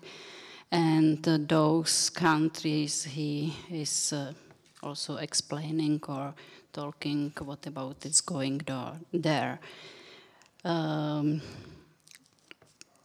So the next speaker It's where I have my notes. Ali Mahdi Nouri, so who is a Sudani actor and stage director, and he demonstrated theater, music, and drama as an invaluable role to play in promoting dialogue between and supporting peacekeeping processes. So Mr. Nouri founded the Buga Theater Group in Khartoum, which is internationally recognized today and as a most conceiving practical example of the instrumentalization of theater for development and peace building. The next speaker are from our country, and it's Lucie Němečková, which is sitting left to me. And Lucie is a theater dramaturgist and journalist. Also, she is a translator and promoter of Francophone theater in the Czech Republic. She is a founder and director of a festival with the name Creative Africa and a Question About Prague.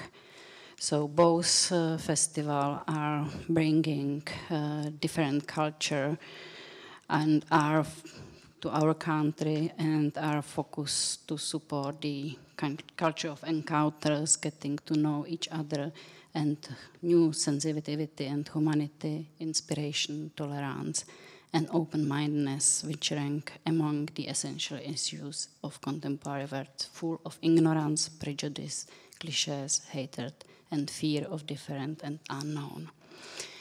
Lucia Němečková worked in different theaters in the Czech Republic, in Šalda Theater, in Liberec, Klitspera Theater, in Hradec Králové, in Prague, in Vinohrady Theater, and now she's working in National Theatre in Brno also, and she writes for Czech magazine about the theatre, and also to a magazine Slovo, which is focused for and about foreigners.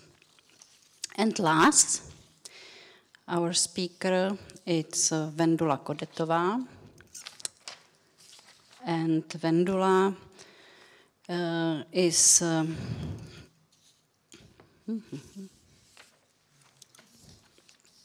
sorry. Vendula studied the Charles University, the anthropology. And in the 90s, she founded a theater group which worked with the professional actor and patients with the psychologist or psychiatrist diagnosis. So she was one of the pioneers in this work in the Czech Republic.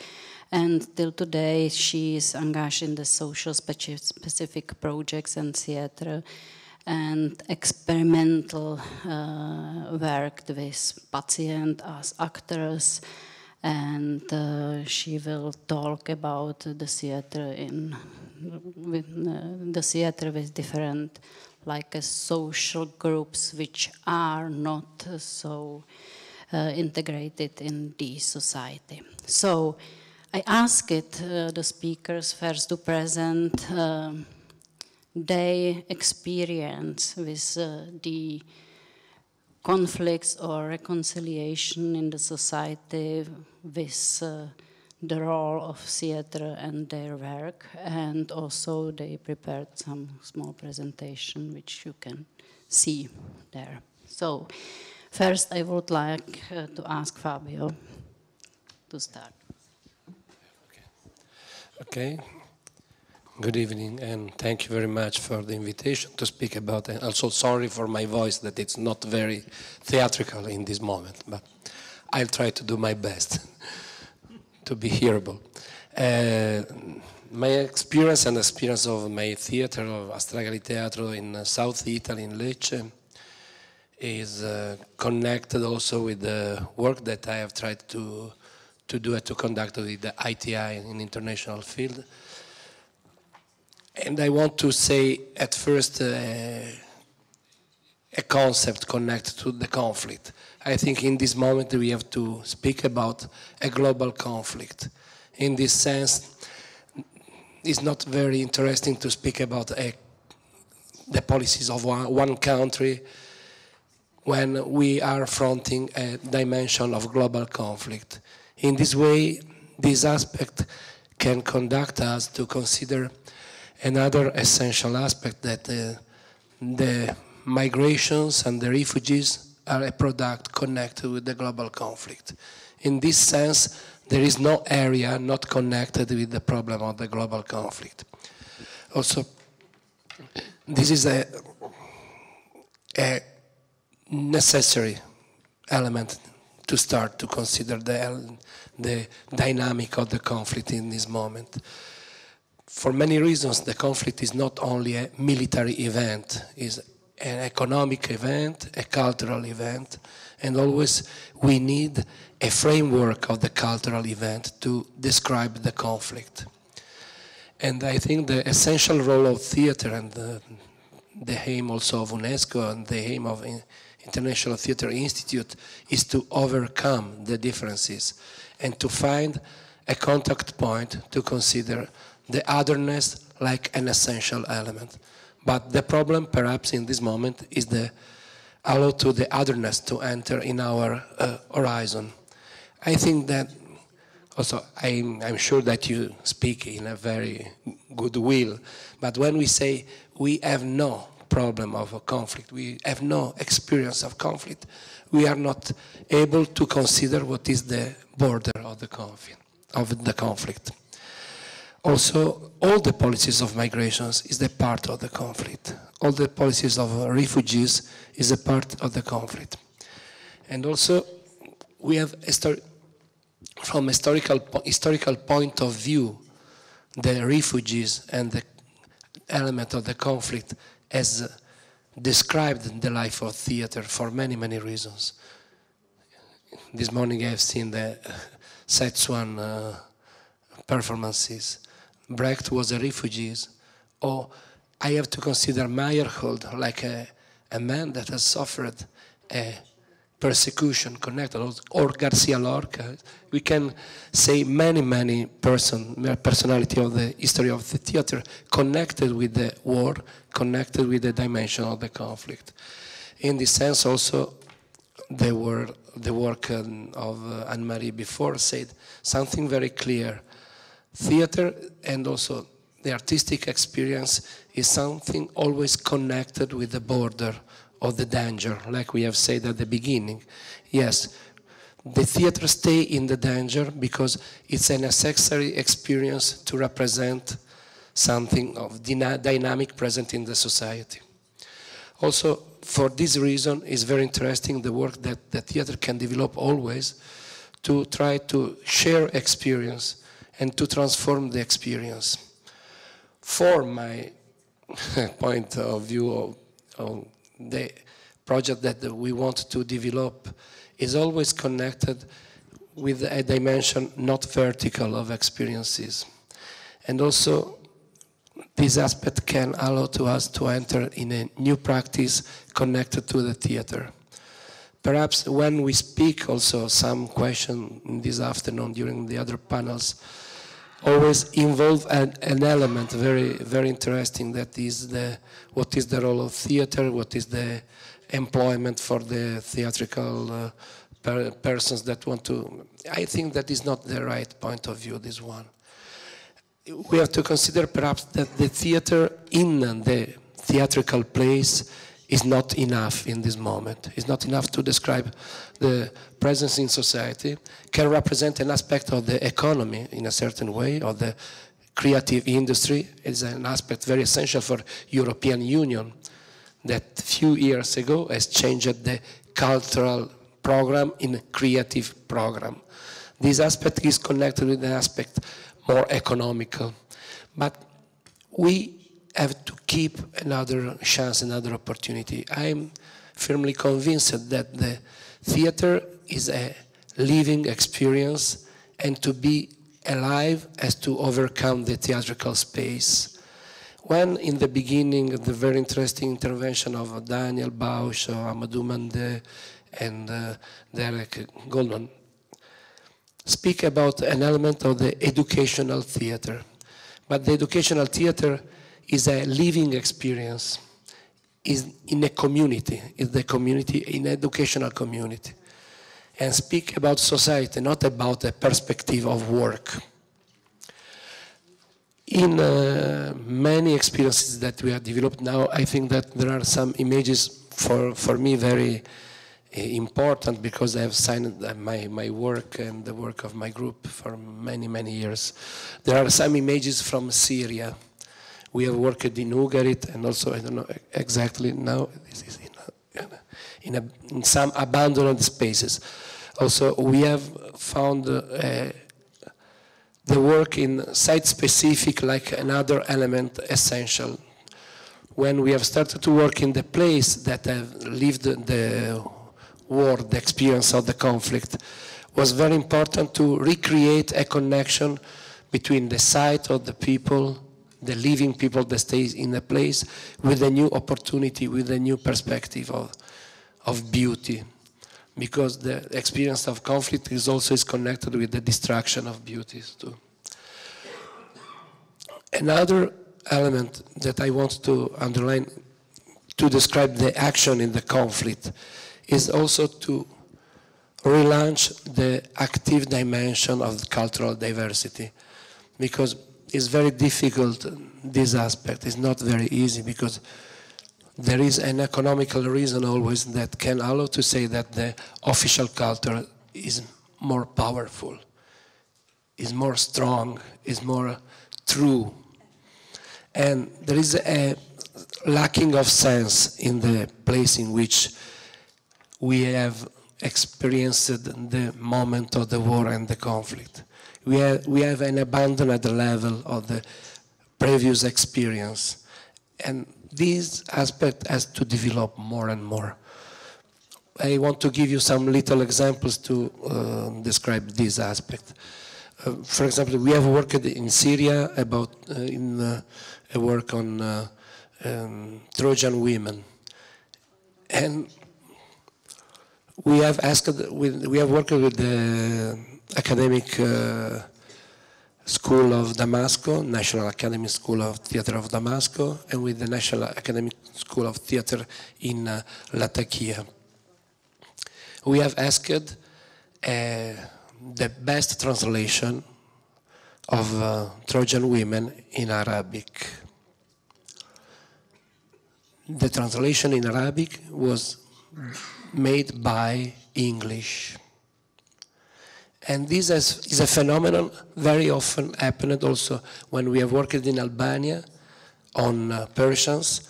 The translation of Persians was made by English in Albanian. But it's very paradoxical for Arabic countries. We know that we have preserved our heritage through the Arabic library. And now we have a translation from another language, in many cases not in a poetical version, but in a narrative translation too. In these three passages, we have lost a very big aspect, essential aspect, connected also with the heritage. And this is the other point that I want to say, and then I prefer to have a discussion like before. I think this is more interesting. I arrived at this time.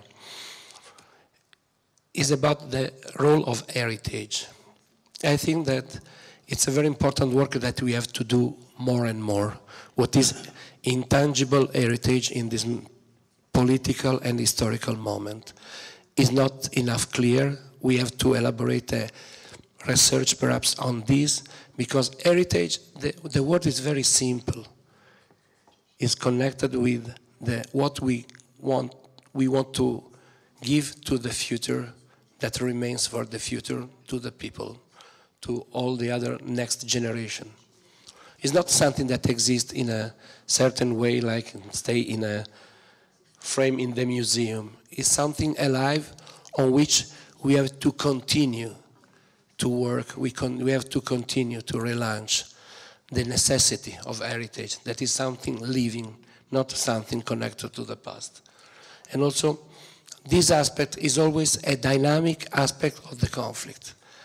When I have listened during the First War of Gulf, Italy has participated in this war.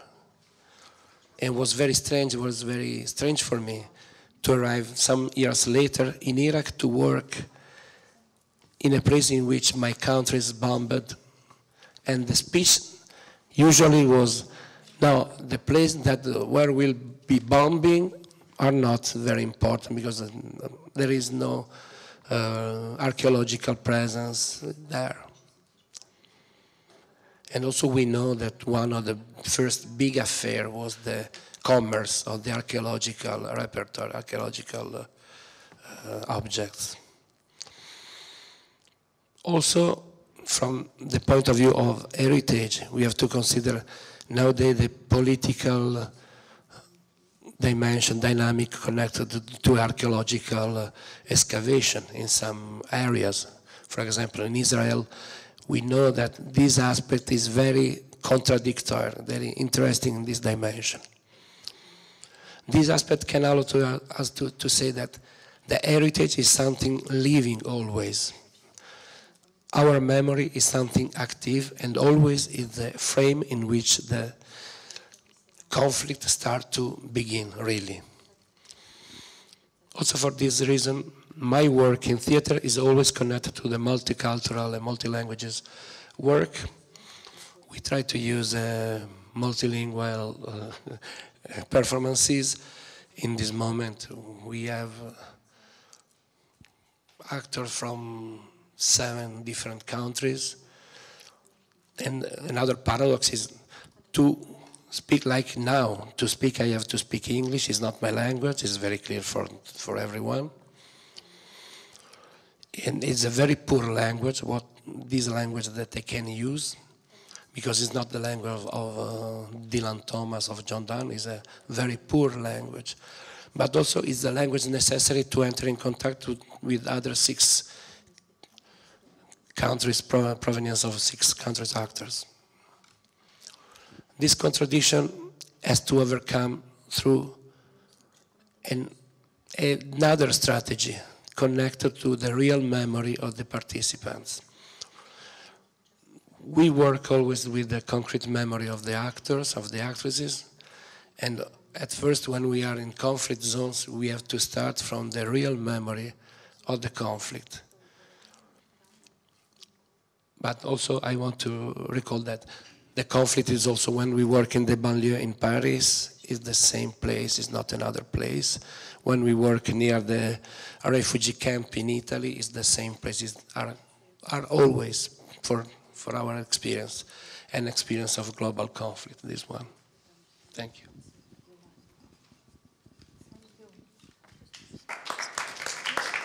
Thank you very much. And I would like to ask Ali to talk about his experience and thoughts. Good. Good afternoon. Before we start, I would like to share with you our experience when we start doing the performance in the conflict zone. So if you don't mind, I want you to stand up, if you don't mind. The one he can. Also the people to the Yes, of course. So, when we talk about conflict zone, that we talk about the area where we are inside.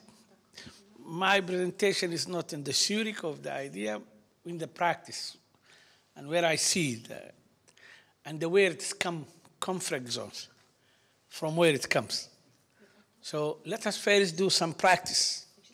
I know you are tired, but this is your idea.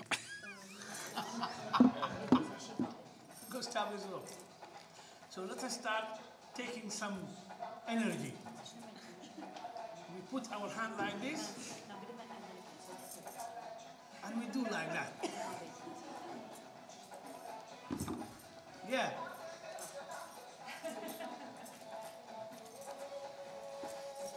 Yes. Yeah. Another way. The one he can jump. Other one he can just move like that. Small one.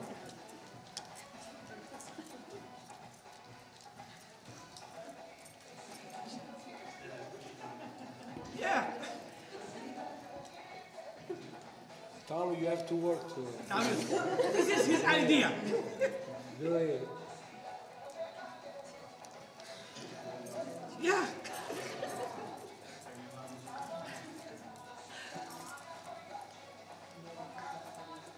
Thank you. Thank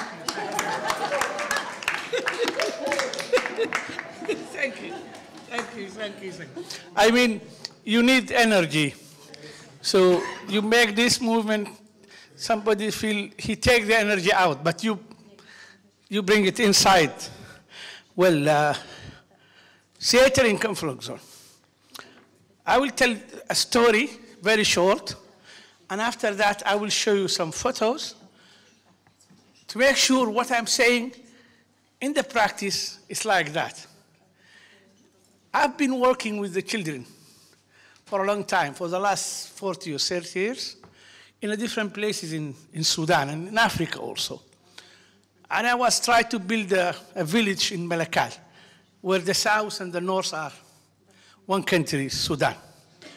So I went there, and I started working with the children, but I find in the city there is more than 400, 500 young people, from 8 to 18. What they call them ex-child soldiers. I know you heard about the story of child soldiers around, even in Asia, in some places. They are really they abuse them in a different way.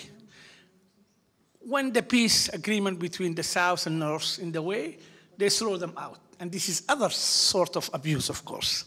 So they came to the city, but it was very difficult to integrate them again in the civil community. So I thought about how to bring them together. So I request a place to build a camp. But inside the camp, each group, each tribe, they are completely in a conflict with each other. Nobody wants to eat together. Nobody wants to do. So I try to make some sport activities, but nobody interested. I start telling them stories, So when I tell the story, each group, they are separate. So I asked them to come together. They said, no, we don't want. I said, okay, I have a problem with my voice. I can't. So unless you came near to me, it was difficult for you to hear. So they came a little bit. The next day, it's like that. So the third or the fourth day, I tell, how can we play? Can we make it as a short play? They said, yes, but each group are separate. I said, no, this is not theater. You have to work together. So slowly by slowly, they came together. So I realized that the only time they came together when we have a rehearsal. When we have a rehearsal, we have some practice. So we enter the music, the traditional music of their tribe from that place. So they find it very interesting. So they became together, and slowly by slowly, they are willing to be integrated in the community. And at that time, I said, this is theater between two frontiers. Each one he have his border. But when we came to the art, we build a bridge between each other. So how come the bridge between different nations, between different countries? And that's what happened exactly.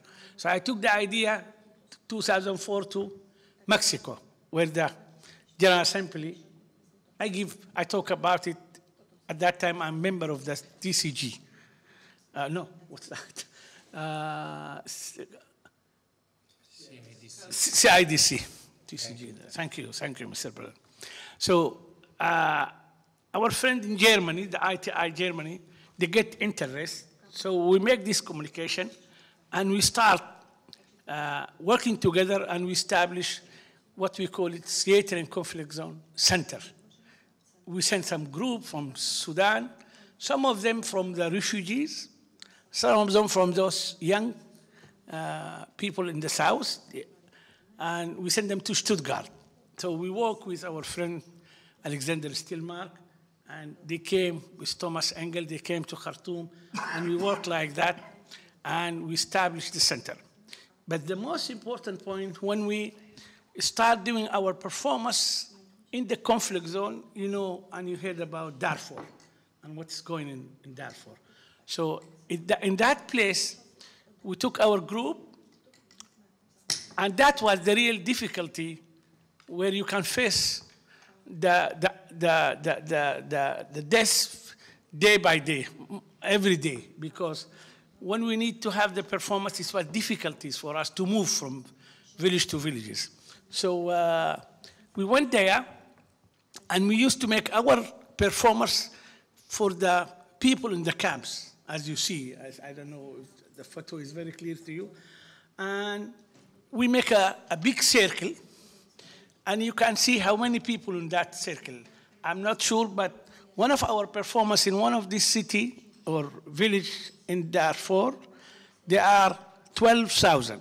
You can imagine 12,000.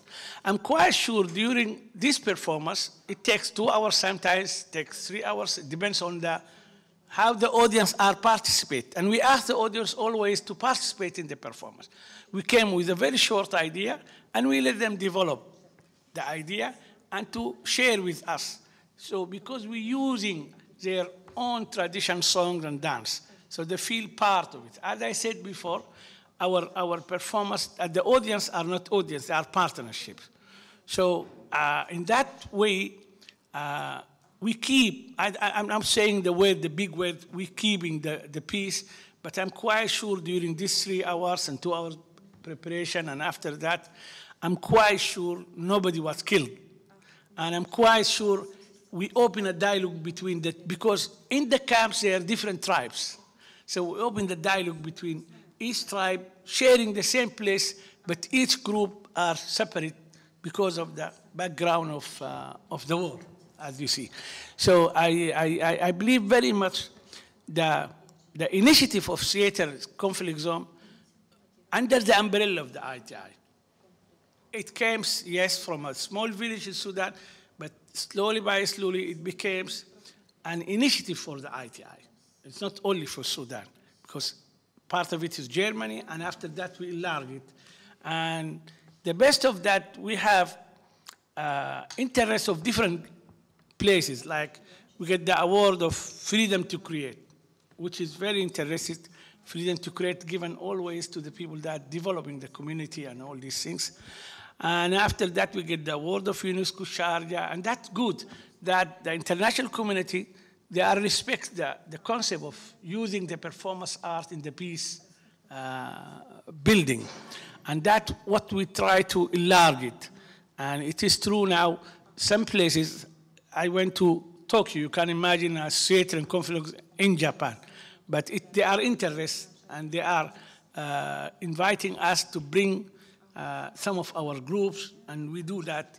And we are planning for more activities in this issue, because now there is more than 13 group of young actors and actresses in Sudan using the same method of performance like that in different places, what they call theater and development, or theater and community development, which is good in my opinion. This will help very much.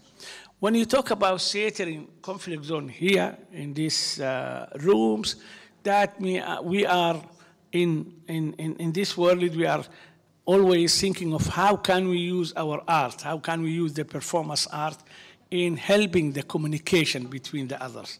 And I believe very much that whatever we make the performance or presentation or lecture or talk about theater in conflict zone, the people remember the role of the art in the peace building and the community development.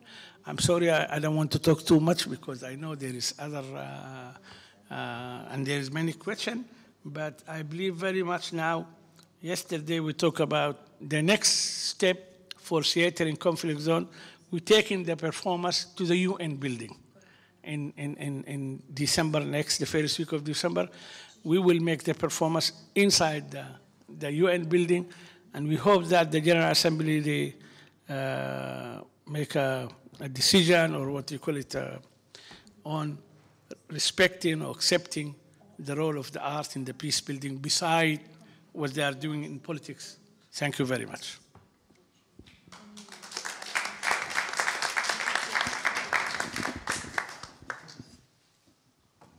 Thank you very much, Ali. And I would like to ask Vendula if she can talk about her experience.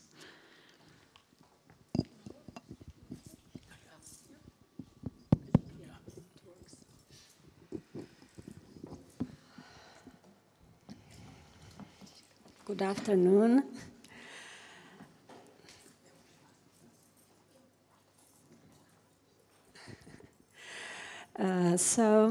The topic is about theater in conflict zones. Thanks God, as Marta already mentioned in her introduction, we live in Central Europe without any danger of war, so our experience is rapidly different. But still, I want to talk about theater experience with actors from specific social groups, about a theater experience fighting with stigma of madness, of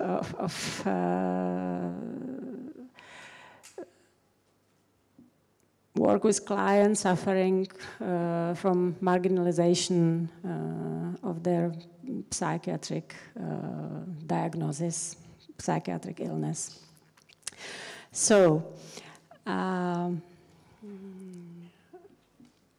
long term, more than 25 years, I am involved in work with Bohnice Theatre Company.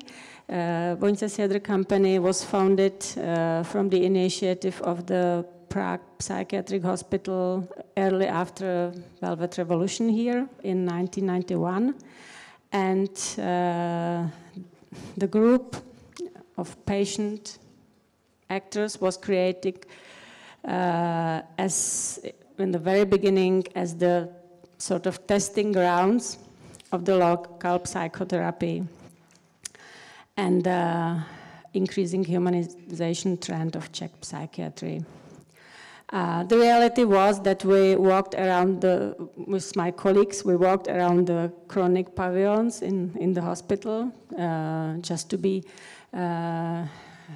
correct, Bohnice Hospital is the biggest one in Czech Republic. It encompasses around 1,200 inpatients.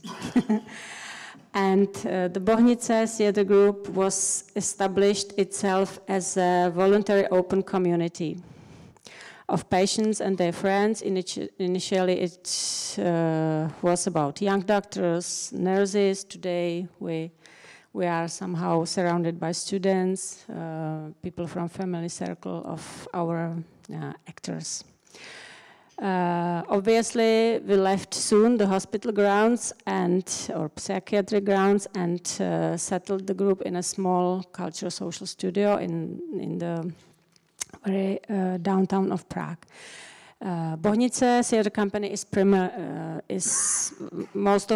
first of all, a community. Free formation of people with wide range of experience, opinions, and points of view. And last but not least, formation of people with different degrees of and diagnosis of illness, so-called illness. Everyone, anyway, can come and take a part. This tectonic territory of the theater outside the treatment, sets the basic outline of our work. It's a society scrumage. It is a necessary background and sort of conflict. The group consists, just for your imagination, of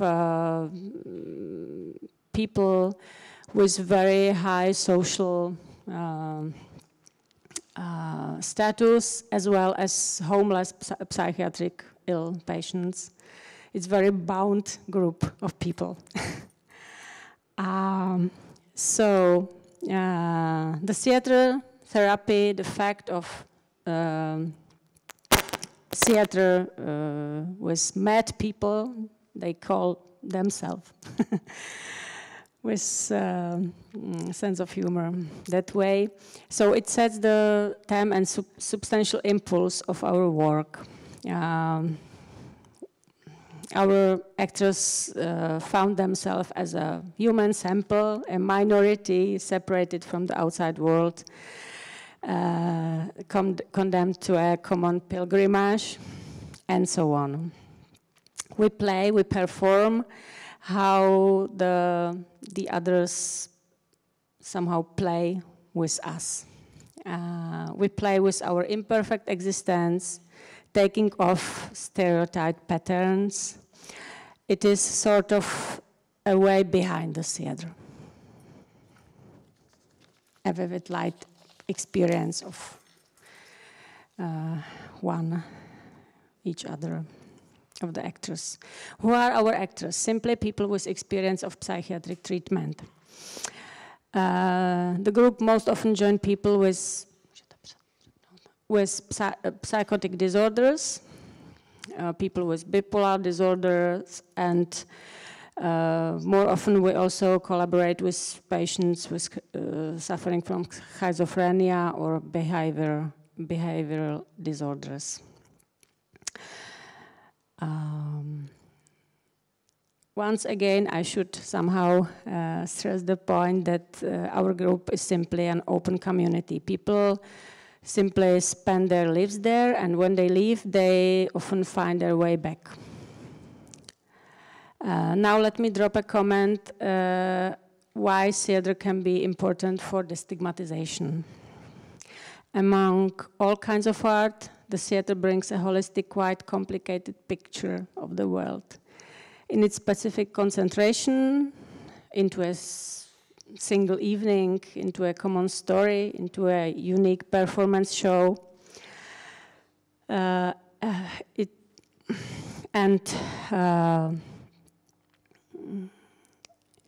its elementary psychical presence of the actors and the audience, the theater creates, regardless of the dramatic substance, especially the authentic personal testimony. The theater now and here. Social theater, let's say social specific theater, is nowadays a progressive alternative or artistic theory and practice all over the world. However, Czech audience, in my own experience, is not that much to announce this kind of experiment interesting. We are much more successful when we travel abroad.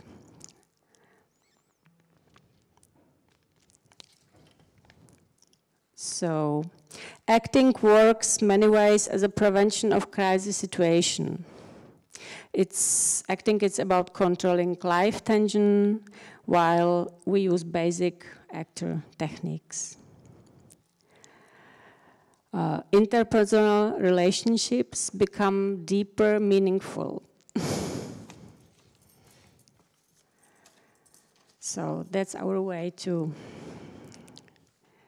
destigmatization. What are our biggest challenges? What we struggle against in our work? The main challenge is apparently our interdisciplinary orientation.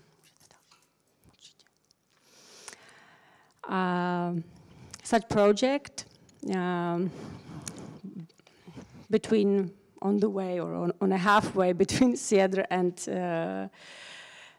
medical treatment is really difficult to finance in our country. We are not a medical institution, we are not a provider of social or mental health services. We are not a typical cultural body. Somehow we don't belong anywhere. Abroad, in Europe, I can mention France, Germany, Italy, or Netherlands, for example.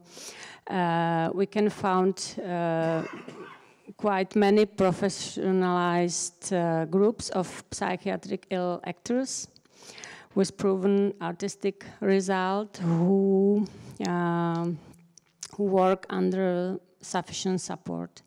We are quite successful in culture-based support that covers basic expenses, but whole the team of professionals works with the group since the beginning as volunteers. Bohnice Theatre Company, next. Hosts at international festivals, I mentioned already, of handicapped actors, or at the international festivals of experimental theater. I can mention Madness and Arts World Festival, L'Altre Festival in Spain, Theater Van or Handicap Null festivals in Germany, and so on.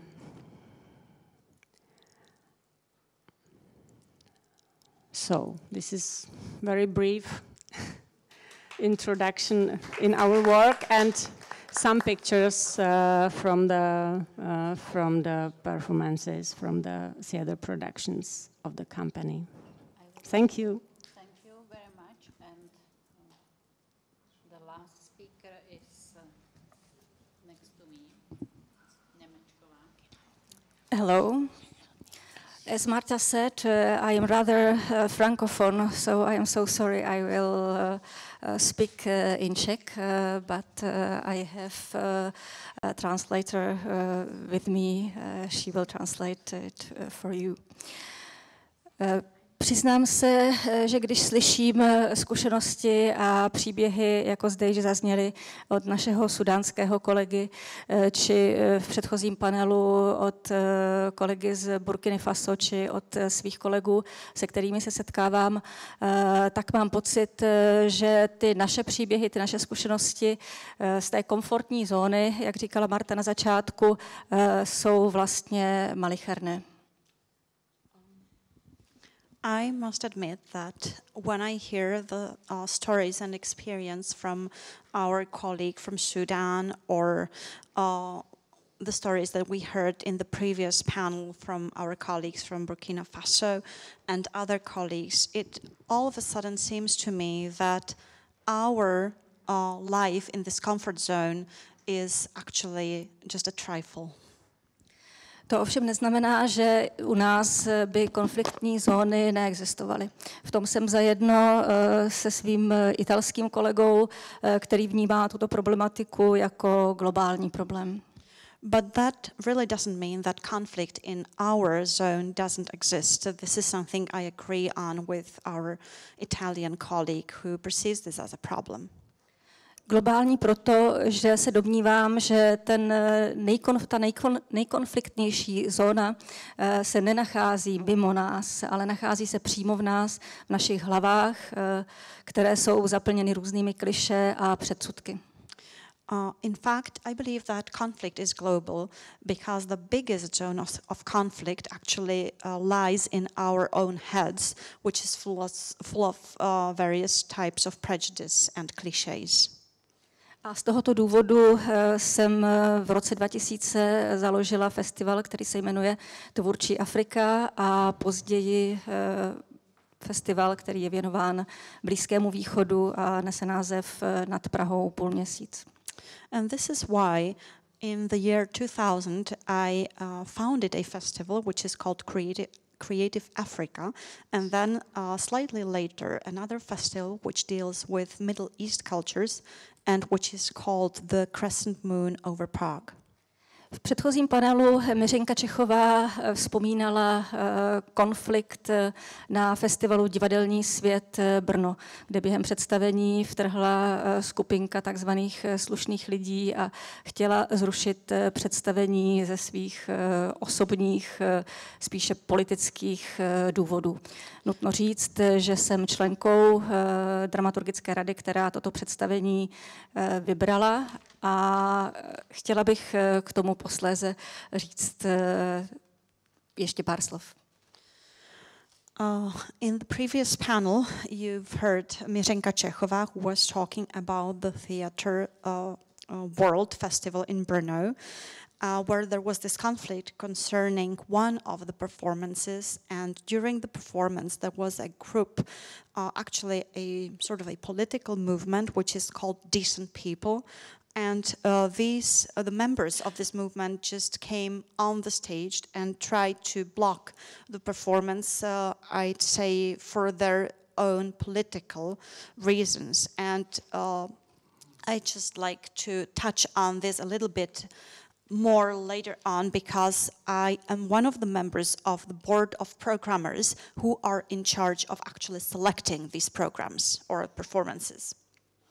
Nechci zabíhat do podrobností, ale zmíním jednu okolnost.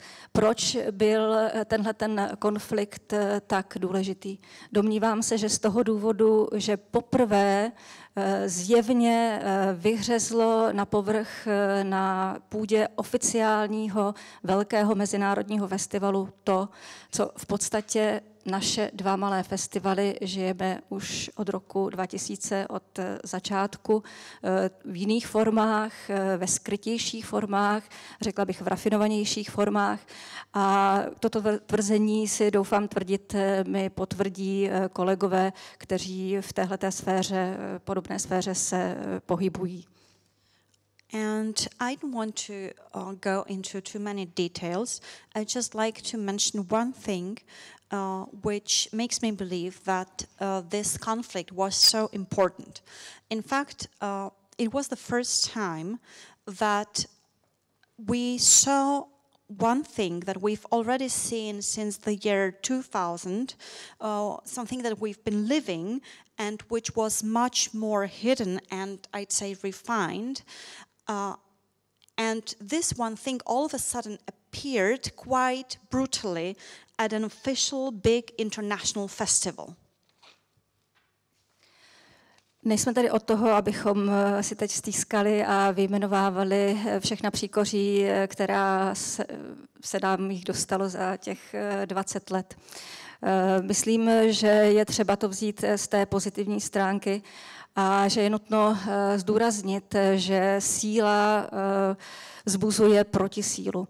A že jestliže ze začátku jsme se v tom roce 2000 potýkali s obrovskou neznalostí a s obrovskými předsudky, tak přece jenom teď za těch 20 let můžeme říct, že české publikum je znalejší, ale zároveň bych řekla k některým problémům lhostejnější a v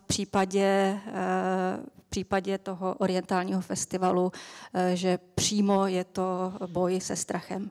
Je na vás rozhodnout, co je horší, jestli bojovat s lhostejností nebo se strachem. Now, I don't think we are here to complain. I don't want to tell you about all the troubles we've experienced for the past years.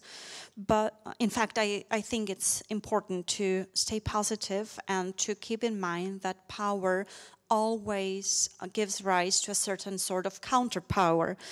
And the only thing I want to say is that back in the year 2000, we had to deal with a lot of ignorance and prejudice.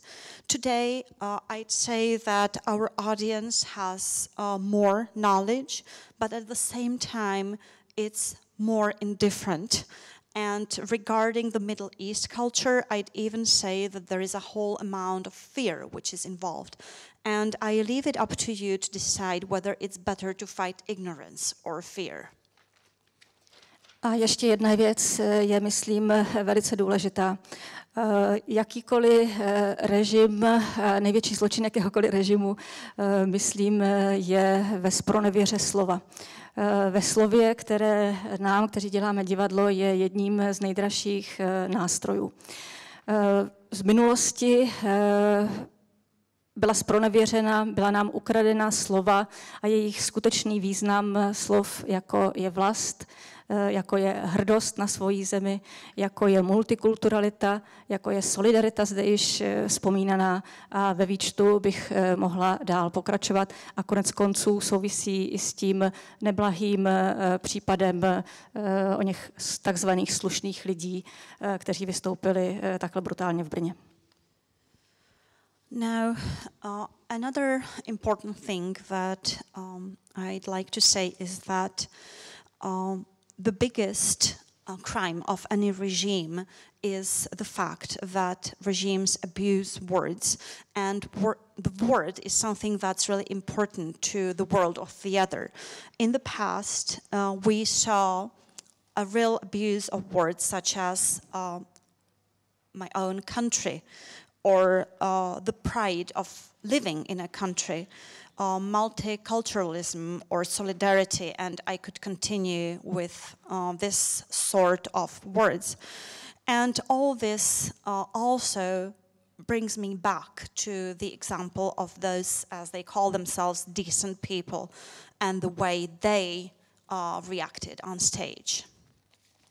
Pro mě a pro náš festival nebo pro naše festivaly je velkým povzbuzením setkávání s lidmi z různých kultur, ze vzdálených kultur, a kteří pracují v daleko horších podmínkách, nežli jsme my.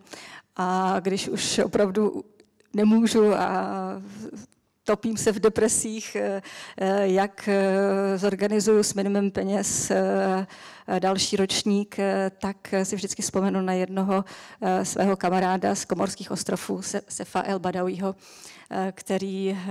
kterého jsem se zeptala, tak ty nemáš peníze, ty nemáš podporu, jak budeš dělat svoje představení? On se tak na mě podíval, jakože nerozumí otázce a říká, prostě ho udělám. Takže to je pro mě taková podpora vlastně toho našeho konání, když si nejvíc zoufáme a která přichází z té druhé strany.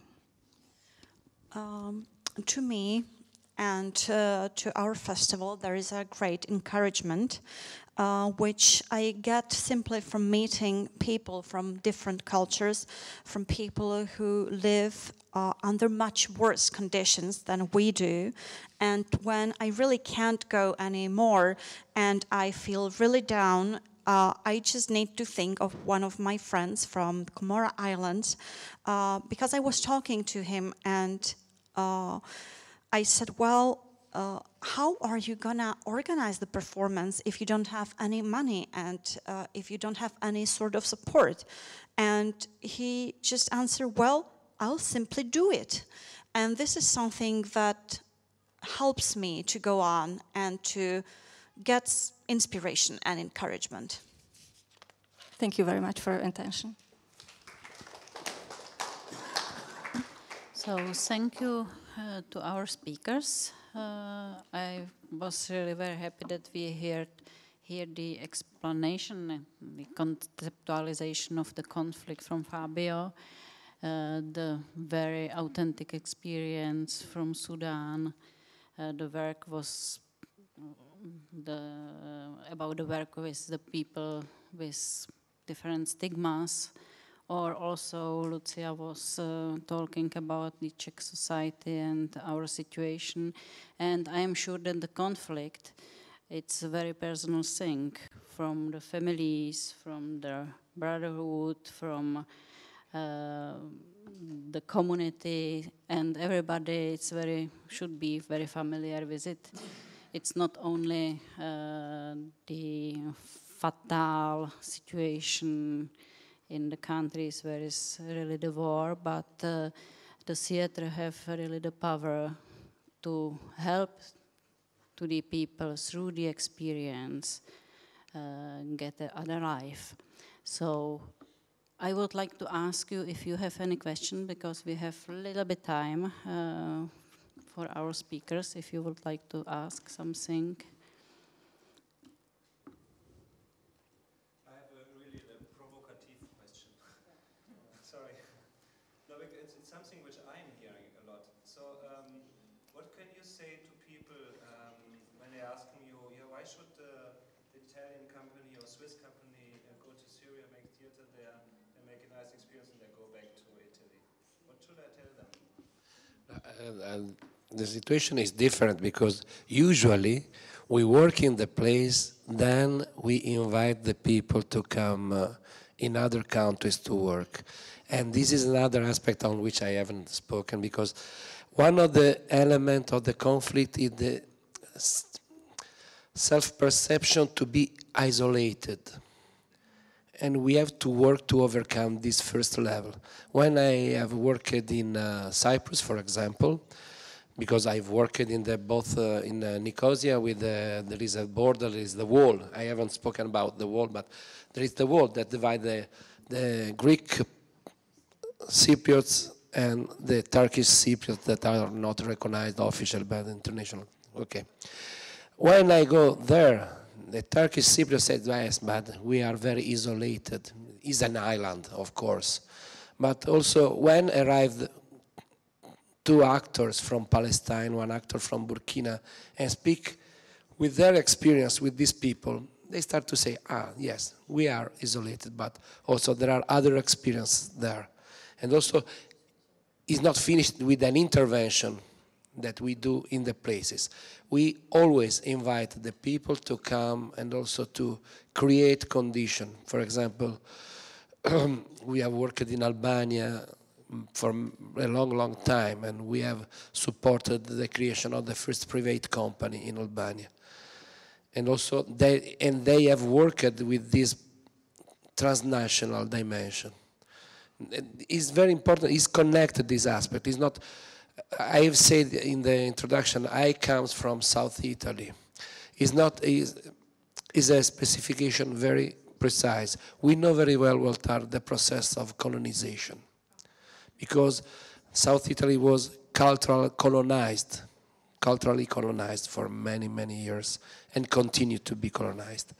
In this sense, it's very clear for me the risk when you enter in a place and say, now I'll show you how is the, also in the collected experiences of my book, there is an example in Kurdistan, in Iraqi Kurdistan, when we have worked, an actor, a young actor asked me, yes, you can speak about this, but you are not living in this situation in which we are under attack from 30 years, because the war between Iran and Iraq is very, very old, and then arrived in the invasion of the United States and the coalition alliances all over the world against them, and then started the internal war that is a result.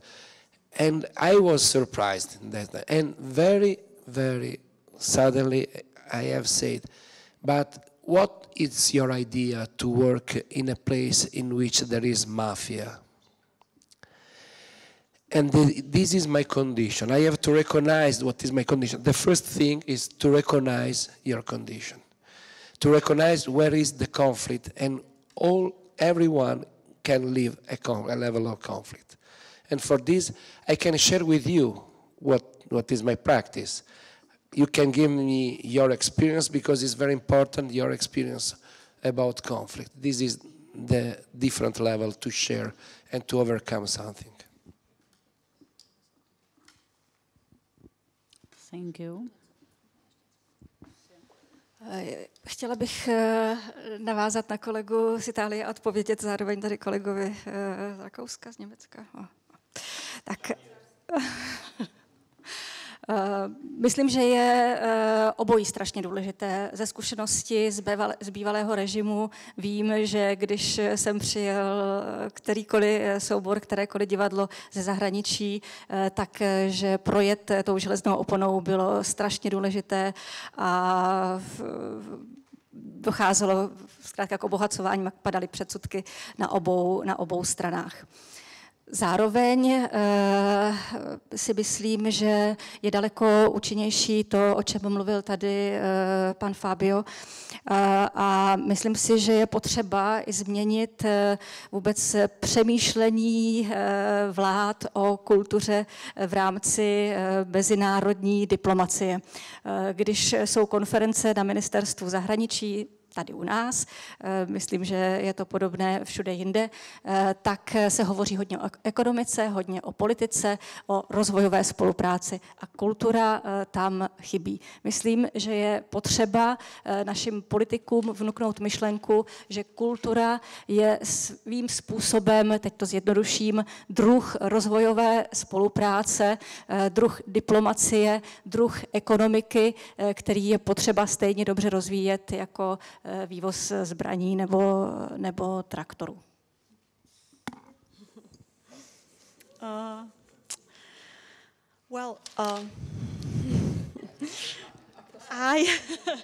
I'd like to say a short follow-up as to what we heard from our colleague from Italy, and at the same time it'll be a sort of an answer to my colleague from Switzerland, because I think both that you said is extremely important. During the past regime, we had the experience of ensembles coming to this country, ensembles from abroad, and that was extremely important because each time they came, I think the prejudice needed to be destroyed on both sides, on theirs as well as on ours. And at the same time, I'd like to maybe underline or express my agreement with what Fabio said. I think art has sort of a political dimension, and you might have noticed that. Maybe you've noticed that in your country, but I can see it here. Whenever there is a conference here at the Ministry of Foreign Affairs, they'll talk about economy, they'll talk about politics, and about the development cooperation. But nobody talks about culture. And I think we need to somehow incite politicians to make them think about culture as something that actually serves economy, something that can help politics, and something that can actually support the development cooperation. Thank you. This was very practical answer. Talk to your politics. So, any other question? Because definitely this will be the last question. We are a little bit out of time, and you have the other program for the evening, as I know. There are no questions. I want to add something because Okay. I want to add just little things. It was very short, the intervention. We needed to speak more deeply because I have said something very, very general, and I'm sorry for this. There is an aspect very essential that I want to recall. This is the idea that what Derrida says, the monolinguism of the other. Generally, the problem of the otherness is very important. Generally, we say that the other is a person without culture, like the migrants or refugees. They are with no identity. They are with no culture, and we have a generalistic description of their culture. We say the other, and we say a process of the monolinguism of the other. For example, with the Arabic countries, this is very precise and very strong. We are working a lot in this period with Tunisia, for example. It's very clear that you can define the otherness in a dimension that is not concretely practiced, concretely lived. And also in the same time is very strong the prejudice that the Western culture produce. Always we have to be very clear on this aspect.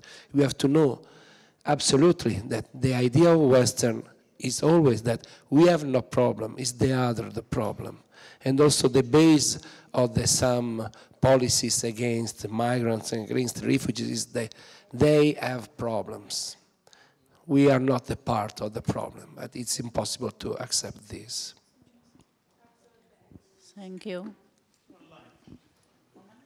one line. Yes, the point is, yeah, the point is, when we talk about conflict zone, when there are conflicts, when there are, let's make it very clear, when there are a war, when there are people dying. Conflicts is something very intellectual when you talk about here in this room and what we are writing in the website, but the real conflicts where we are used to go, where we are not sure that we go back. And if you remember this photo, we put our flag. This is a Sufi flag because the people that react very much on this issue of green, on these things. So we are safe a little. But the point is, not only the performance, the working shop. During this desert and the camps, and you can imagine half the camps, we used to make a workshop with the young generation. And this workshop is teach them, maybe lead them to discover how can they use their traditional folklore to lead the dialogue between the two tribes and the two groups and all these things. This is the most issue. The other part is taking this experience outside, leading workshop in different places in a very far country, like what we did with our friend Professor Derek in Georgetown University with his students, and with another class where diplomatic class or something, they are going to be ambassadors. So they have to know where we are going to do, what can we do with the conflicts. And the conflicts, not between different countries, between the countries, inside the tribe. And this is most dangerous. Amadou, he can understand that. The dangerous not between Sudan and Eritrea, or between Italy and, or between, no. The dangerous, the most difficult conflicts, and the most people dying in the civil war. The most people dying in the civil war. And the other point for me is important, how we rebuild the capacity of the people, especially the children. This is our role. It's not only performance and workshop. We work with other organizations to rebuild a school or clinic, because during the conflicts, during the war, there is a lack of education, lack even of clean water for the children, and what is else, what is behind. So the issue is our partnership now, like this symposium, or like this, the way we talk, is helping. It's not very only here. We take this to the others. This is why when we go to Tokyo, when we go to different places where there is no conflict, but at least, you know, after we went to Tokyo, we get a donor, we build 2 schools in Darfur. When we get the award of freedom to create, it was $80,000. We built a clinic in Al-Fashir. It's like that, you know, the artists themselves, they donated. Now we have this, we are part of the lab, political and art. And this is a new initiative. It goes with the ITI, it goes, and what you talk about, the network of the education. What we are going to do after a week in Ouagadougou, where there's many African people came for education. But we consider the art, the performance art, is the main corner of education. Because in that places, there is conflicts you can find. And now there is a new conflict with this terrorism. I'm sorry to say. Now someone, he have something in his mind, and he bombing some places, and many people dying for nothing. So this is, it's not, the war is not the big issue. The issue is the inside the people. How can we relieve? If the art can relieve people, maybe. Thank you. The line of Ali Mahdi is very precise. So, thank you very much. I am very sorry. So, you was excellent, and we have a lot of questions and things which we could discuss, but could be nice to have more time, but unfortunately we don't have it. So, thank you for your attention. Thank you that you came here, and I hope we will find some time, again a time to discuss this issue.